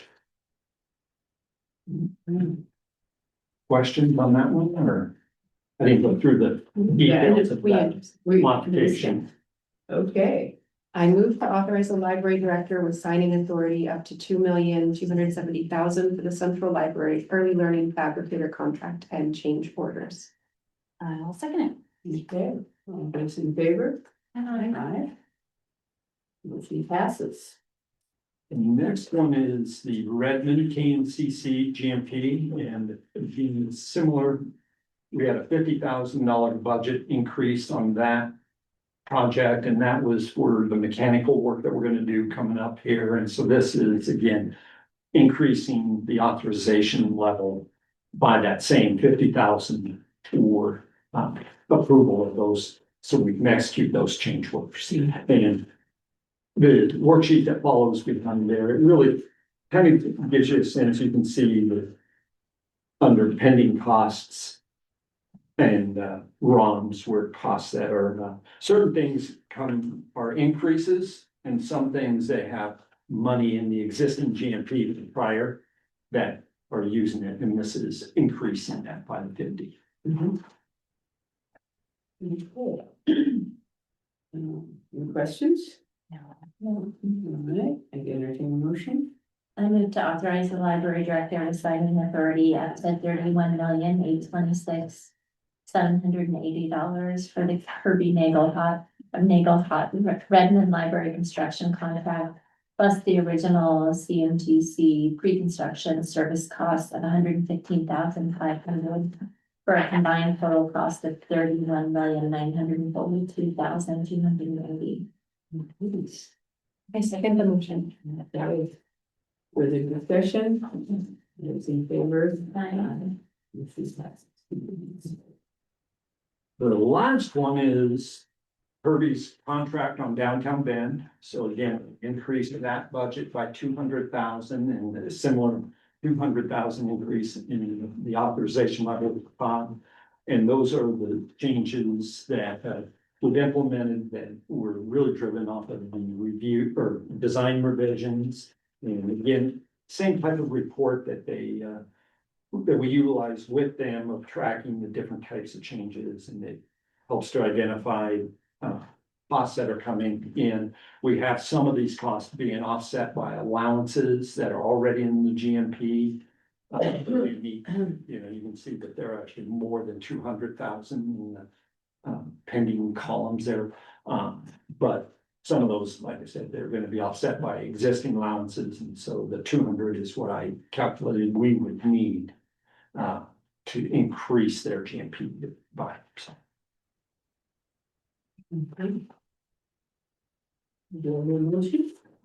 Yes, I move to authorize the library director with signing authority up to $16,776,127 for the Downtown Bend Library KNCC CMGC contract and change orders. I second. Okay, all those in favor? Motion passes. Think I'm done. That was a lot, Brad. You've been saving up for us, haven't you? Yeah. No, that was all good. Okay, now this is perhaps one of the highlights of the year for Todd and all of us.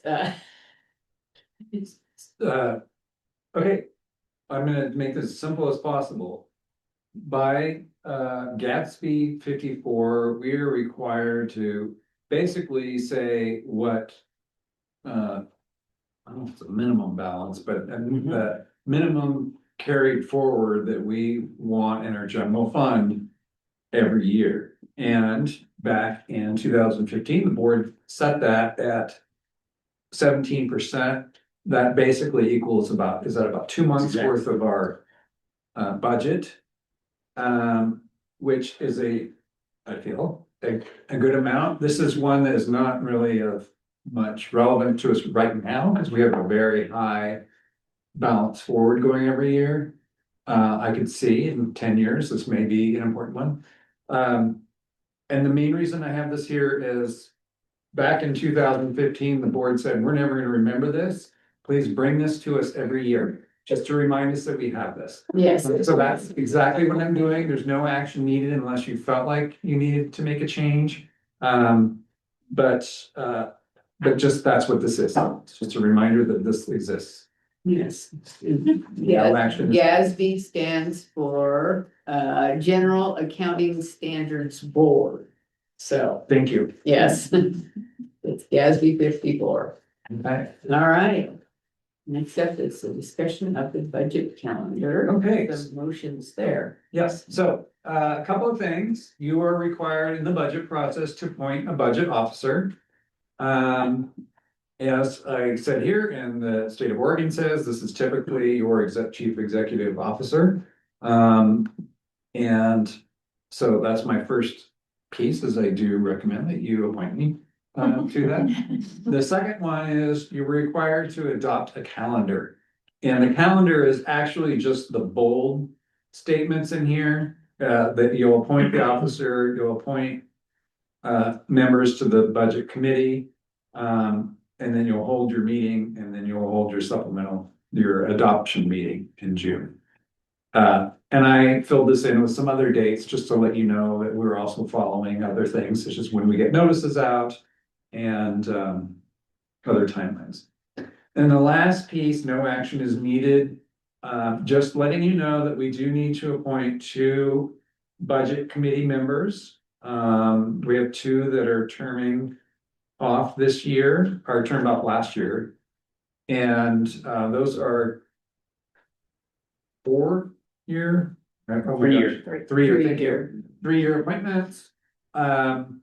As always, I always let the people know that they are welcome to reapply, and also post a notice with the board president's direction to go post a notice, which I assume you're about to do, and then we will come back. I believe it's the April meeting where we will be making a selection of people that may involve.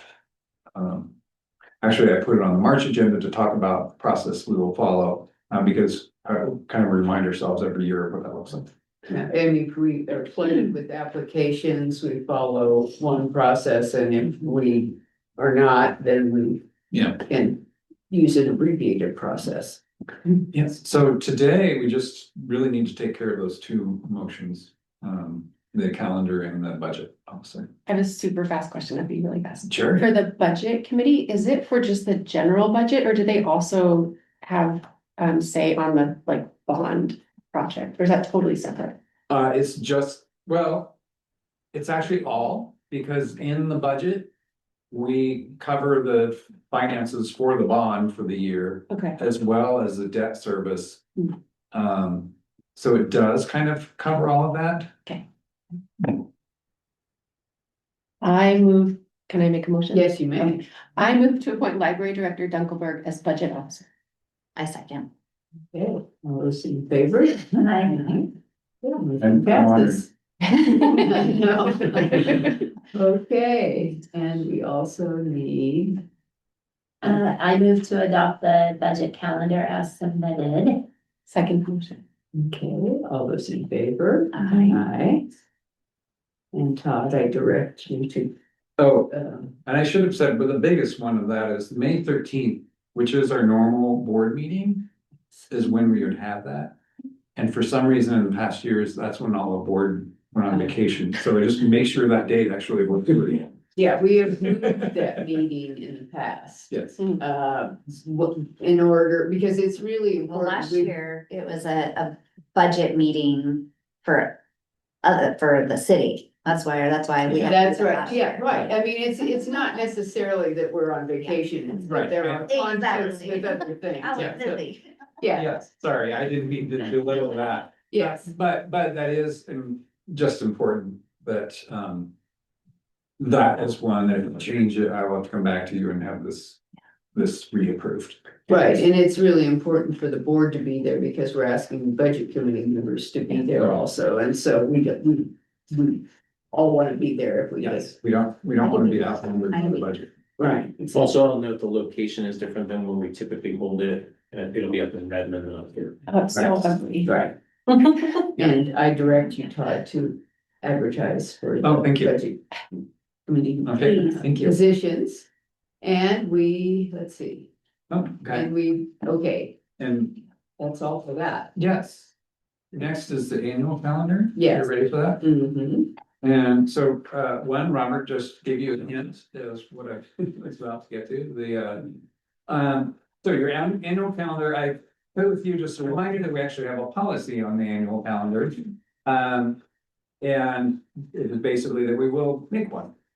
So I've drafted this one. The really important one for you is, this is an interesting year. Like right now, we are meeting in a building where only 2 people work. As of next Wednesday, this will be a building where nobody works. I am recommending that we hold one more meeting here, because we cannot meet at the central library until it's open to the public, because public are invited to these meetings. So then so the next piece that you should definitely think about is locations of these meetings. Usually, we try to build in getting to each branch at least once throughout the year.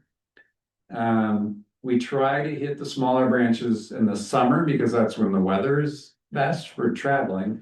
But I am making a suggestion that in April we meet in La Pine. Redmond in May, because I wanted to have the biggest branch we could get for the budget committee meeting, so most people could attend it. Though realizing people can also attend online. June Sisters, July Sun River, and then August at the Central Library. And actually I have suggested the Central Library for the rest of the calendar year. And that helps us a little bit. That also gives us a little buffer to make sure we worked out all the kinks with that library before we have a full meeting. but that was just my suggestion for this. Most of the rest of this calendar is filled in with your general, monitoring policies that need to happen throughout the year. There are a couple that I have. You actually have a calendar in your policies, for example, that says we will do our annual report in September. And at some point, we'll probably discuss this in August. We should move that because we do that in October. Mainly for the fact that that's when we get all of our statistics in to be able to share with you. So there are a couple of monitoring reports I moved forward or back a month just based on staff schedules. And I've left a lot of the education pieces open. Because usually how it's been working is kind of getting a sense from the board of what you would like to hear and then filling those in throughout the year. Right, so those can be anything from community trends, future casting from library services, or questions that arise as we move through the year, information that you need more information on, like services or things like that, that we're discussing and you think, well, I really don't know how that works. So sometimes it can be on tax law, sometimes it can be on, it can be on any number of things. So part of it is keep your thinking caps on throughout the year. And when something comes up, say, hey, could we do an education piece on that? And Todd's been really good at filling them in but we really, it's an opportunity. So we really want to be making good use of that time and really using that as an opportunity to learn. So I'd really love to at some point hear about the role that AI is playing in the library for our users, for our employees, as we're thinking about the role that it plays in the research that people come to do, or those sorts of things. I think that'd be a really interesting topic. Yeah, that is interesting. We've had some great presentations to our staff, so. I bet. Now we can get preempted, that's often. So, and those at any time throughout the year, just either bring it up at a board meeting or send me something. A good example, volunteer services. I try to bring in some of the services that we're doing, so you have a sense of that. So if you have any of those, just let me know. We don't exactly have to solve it now, but yeah, just as we go. Yeah.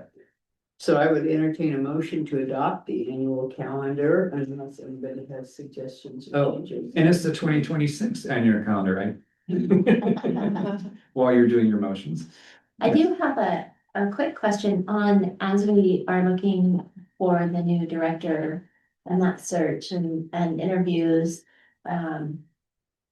I don't have that calendar in front of me to know exactly what that looks like. To integrate that in. But there's an opportunity to, and especially as we have candidates that we're talking to and visiting, is that going to, that I think that's going to run into the kind of that May, June. Oh, thank you. Time period. You are right. It's going to, I had that up earlier. I didn't show it to anybody. Okay. But I looked at it and we were looking at kind of early May into June. Okay. For that. I didn't put that in here because there's a good opportunity, special meetings. Okay. To do that, but it's a good point. The other thing I would put in there is I did put in here, usually in August, we try to do a review of our policies. And you saw I sent out requests. We do have our Carver governance guru, who's Margot Halphand, who is available. And just letting you know that we are looking at August 19th, which is a Wednesday. And that would probably be about a 4-hour session. And I'm trying to schedule it basically from noon to 4. So, because I think you said you're available more in the afternoon. But I just wanted to let you know, and before I finalize that with Margot, in case there were any objections to that. And that was the only other one that's I'm forecasting in this calendar. But you're right, we definitely will have sessions to do board interviews, probably some Yeah, focus events. but And those will be separate and Yes. special. Mhm, Okay. right. Okay. But it would be a good idea to kind of look at the calendar that Jennifer put together, kind of the timeline, and so that we're available and all available, because I want us all to be involved in those interviews and Mhm. that process.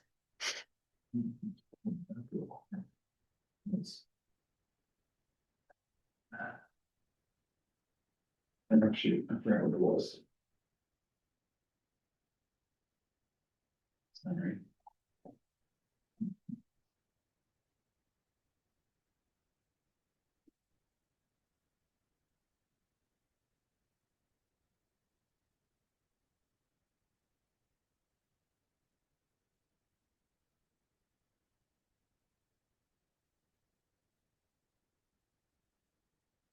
Okay, just so we are looking at,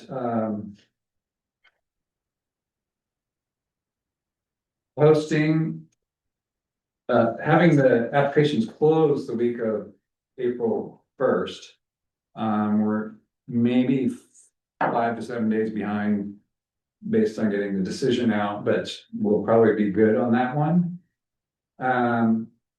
So we'll be very close to these days. Probably look at trying to do some semifinalist interviews, week of April 20th, week of May to May 15th, for finalists and community forums. And that's just giving you some ideas. I'm not sure about this board interview. And part of this, we'll be working with the company to figure Figure out the exactly, process. these are kind of our best guess. But that will also mesh well with the budget meeting too, Yeah, so. yeah. Yeah, to just kind of give you a sense of that's when those things will be taking place. Okay. All right, do I have motion to approve the not 25, 20 annual calendar? Yes, I'll move to adopt the 2026 annual calendar as submitted. Second the motion. Okay, all those in favor? Aye. Motion passes. Okay, and next up, we have an executive session. The Deschutes Public Library District will conduct an executive session to review the performance of the library director as pursuant to ORS 12.6602I. So I will adjourn regular meeting. Call us back into session. So I do just want to say my recommendation is that you not increase my salary for those 2 months. It's not enough time to really do anything, and I don't want to send a negative message at a time, especially if we're about to go through union negotiations, and I don't want that to be a distraction through that whole process. So I just want you to keep that in mind. That would be my recommendation. Okay, and so normally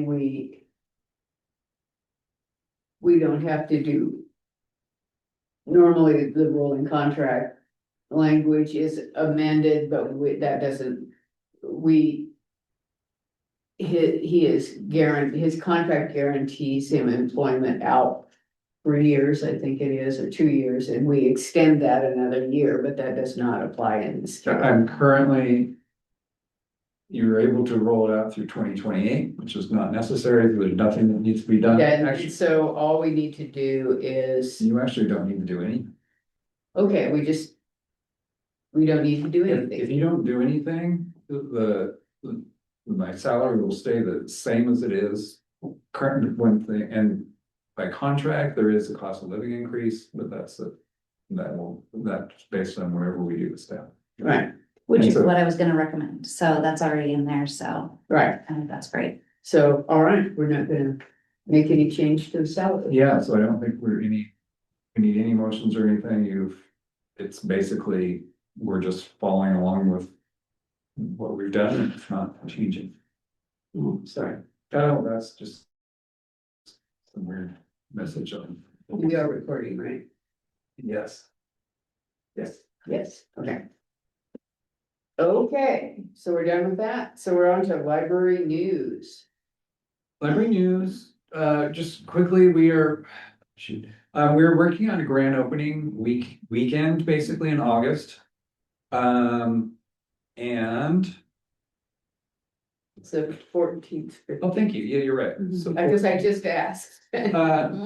So on the 14th, we wanna do an evening, August 14th. yes, Mhm. Friday, August 14th, an evening. Get together for invited attendees.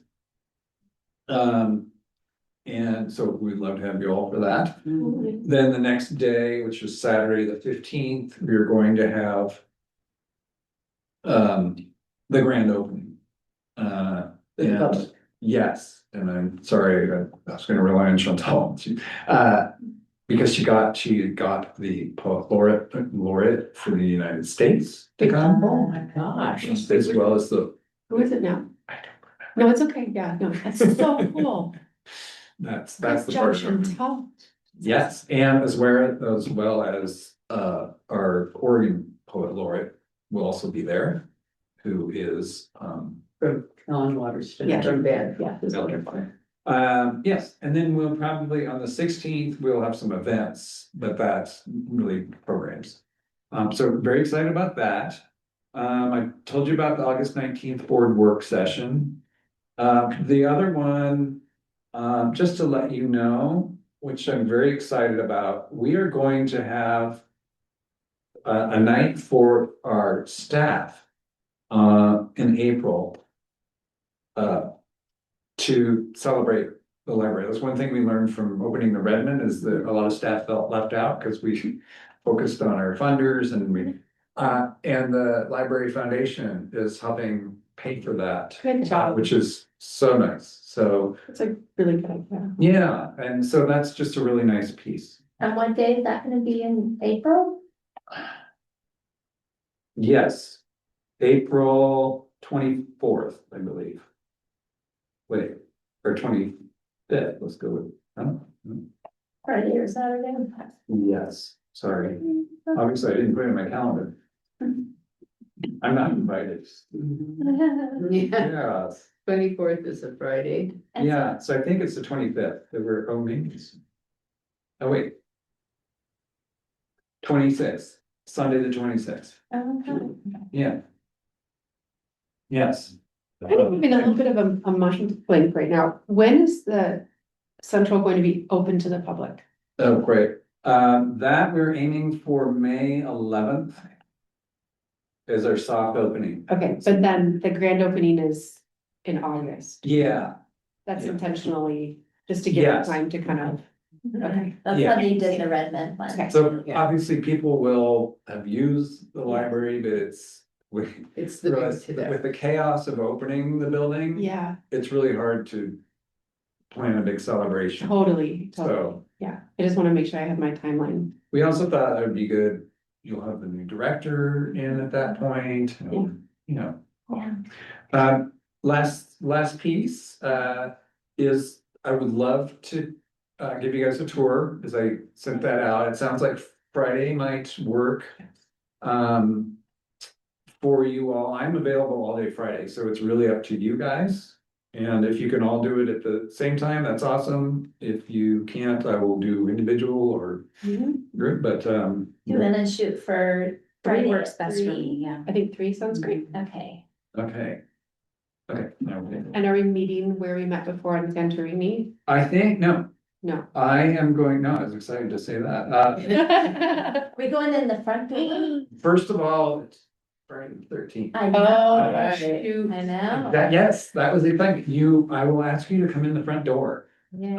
I'll probably meet you out front, but, so you can park right in the main parking lot and, yeah, just That'd be cool. only thing I'd say is look out for construction trucks.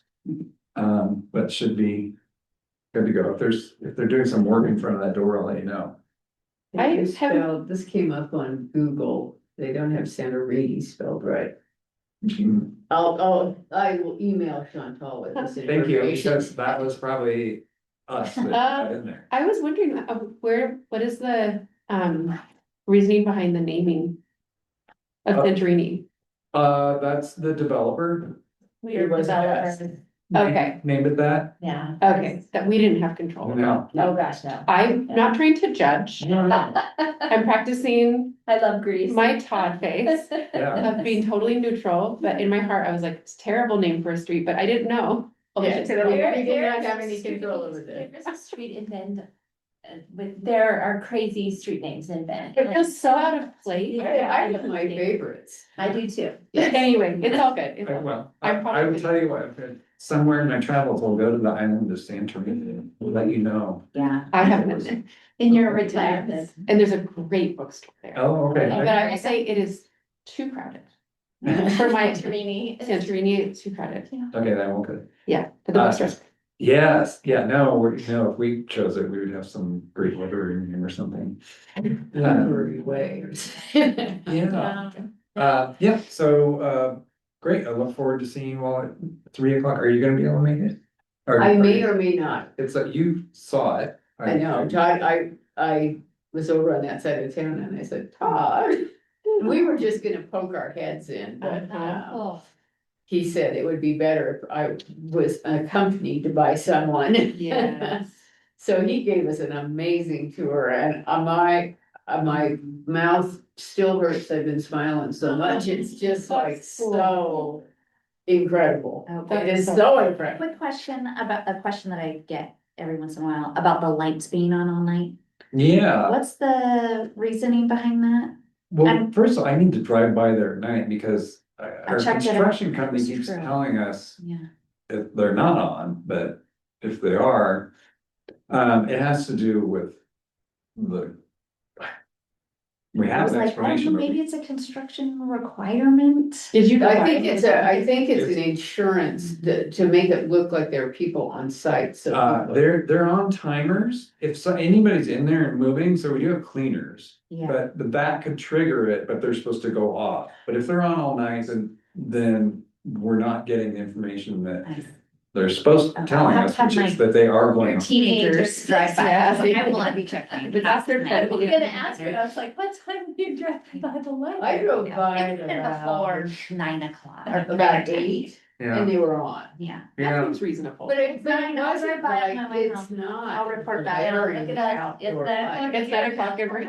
But they're not supposed to be on. Oh, okay, got it. No, they're supposed to, they're on a timer. They go, Okay, that if makes somebody sense. walks through, they'll go on and then it'll go off 20 minutes later. Yeah. So something's going, and we had a similar thing with Redmond where it took a while to get to the truth of where Redmond was bad, because it was bright and their houses are right across the street. Oh, gosh, yeah. Just click on the link and is it live streaming the No. camera? Oh, no, okay. No, they took that down Okay. because when they did the parking lot, so, you Okay. know. Well- Yes, I did that right. I was right before Christmas. Yeah. And it definitely was on all night, and I drove by, I don't know. So yes, so I'll look at that. It's not like I a- had no. a really good explanation that I'll send you all, but take it with a grain of salt because. Because it may you're still not be seeing right. Yeah. Okay, so foundation news? I do not have any foundation news, actually, I wasn't able to attend the last foundation meeting, I was traveling and my flight was delayed and I couldn't even jump on Zoom, so. Well, sometimes it. I was doing the same thing. Oh, were you? Okay. Yes. Yeah, Oh, yeah, you gotta hit the fog of that. No, that's right. yeah, I Yeah. did, I got to go through Atlanta and all kinds of fun things. Yeah. Yeah. Well, do we have any good of the order comments? Or do we want to? I'll just say really quickly, Yes. the librarian premiered, it's a documentary that Oh, PBS right. put out. I'm Yeah. halfway through it. Yeah, that's good. We are going to be showing it at the Sunday event at Grand Opening. Oh, very exciting. Oh, that's Yes, cool. That's what's happening. That's a good idea. That's great. It just And where, it's on what, PBS? It's on PBS. Yeah. Okay. And I think it's actually made me wanna brush up on my Constitution and Bill of Rights history. Mhm. And I really think that it just, reminds me of the responsibility that we as the board carry, to protect, access to information and all of that sort of thing. So it's great, excellent. I woke up early this morning so I could start watching it and halfway through and anyways, just wanted to pass that along. Awesome. Thank you. Yeah. Yeah. Anybody else? I'm looking forward, this Friday, there is Dungeons and Kittens at the Sisters Branch, and it's for elementary age kids to get intro to Dungeons and Dragons. Oh my gosh, that's I'll let you know. All right. Yeah, I'm gonna take my goddaughter. It's so cute, yeah, and it's at noon, so it's perfect. I can go to that and then go to our. All right. Okay, good. I think my only good of the order that I can think of at this moment is, unrelated to our Deschutes Public Libraries, but I, had the most lovely run-in with my kids' elementary school librarian last week. And, she was the one that made Battle of the Books magical, and I got to help her do like Battle of the Books banquet, and, it just was such a good reminder of how impactful, yeah, people that share a love of learning are with your kids. And my whole family still talks about Battle of the Books, books, like those are the best books, like. They are so Cause we would good. read them with our Yeah. kids, and they're like Esperanza Rising. Yeah. Yeah. Well, and same. So my grandson is finally old enough to be in OWAB. So he is a big reader, and he and his little buddies are loving it. And in fact, I have a picture of their team because I was going to go watch they were battling this week, and so I was gonna go watch, and unfortunately it was downstairs in their school, and I had not been cleared for stairs. Oh. Yeah, and we were just about ready to go out the door, and it was like, oh no. But it's been so much fun to watch how excited he's gotten, and for Christmas, one of his gifts to me was one of the OBOB books. Which one? My Name is Click. Oh, Just like Click, like Click, yes. Happy Ranch, yeah. Yeah, exactly. It's, I'm reading it and it's fun, and he said, it's autographed. No, so it's, yeah, it is. It's just, it's wonderful to watch that love of reading expand, and I know that these new libraries are gonna just set so many little kids' hearts on fire. I mean, they are just gonna be such readers because they've had such wonderful experiences at our libraries from the time that they're tiny to adulthood, so. We're just flooding them with the message that libraries rock. Exactly, it's on my car. All right, with that, I will adjourn our meeting. Thanks, you guys.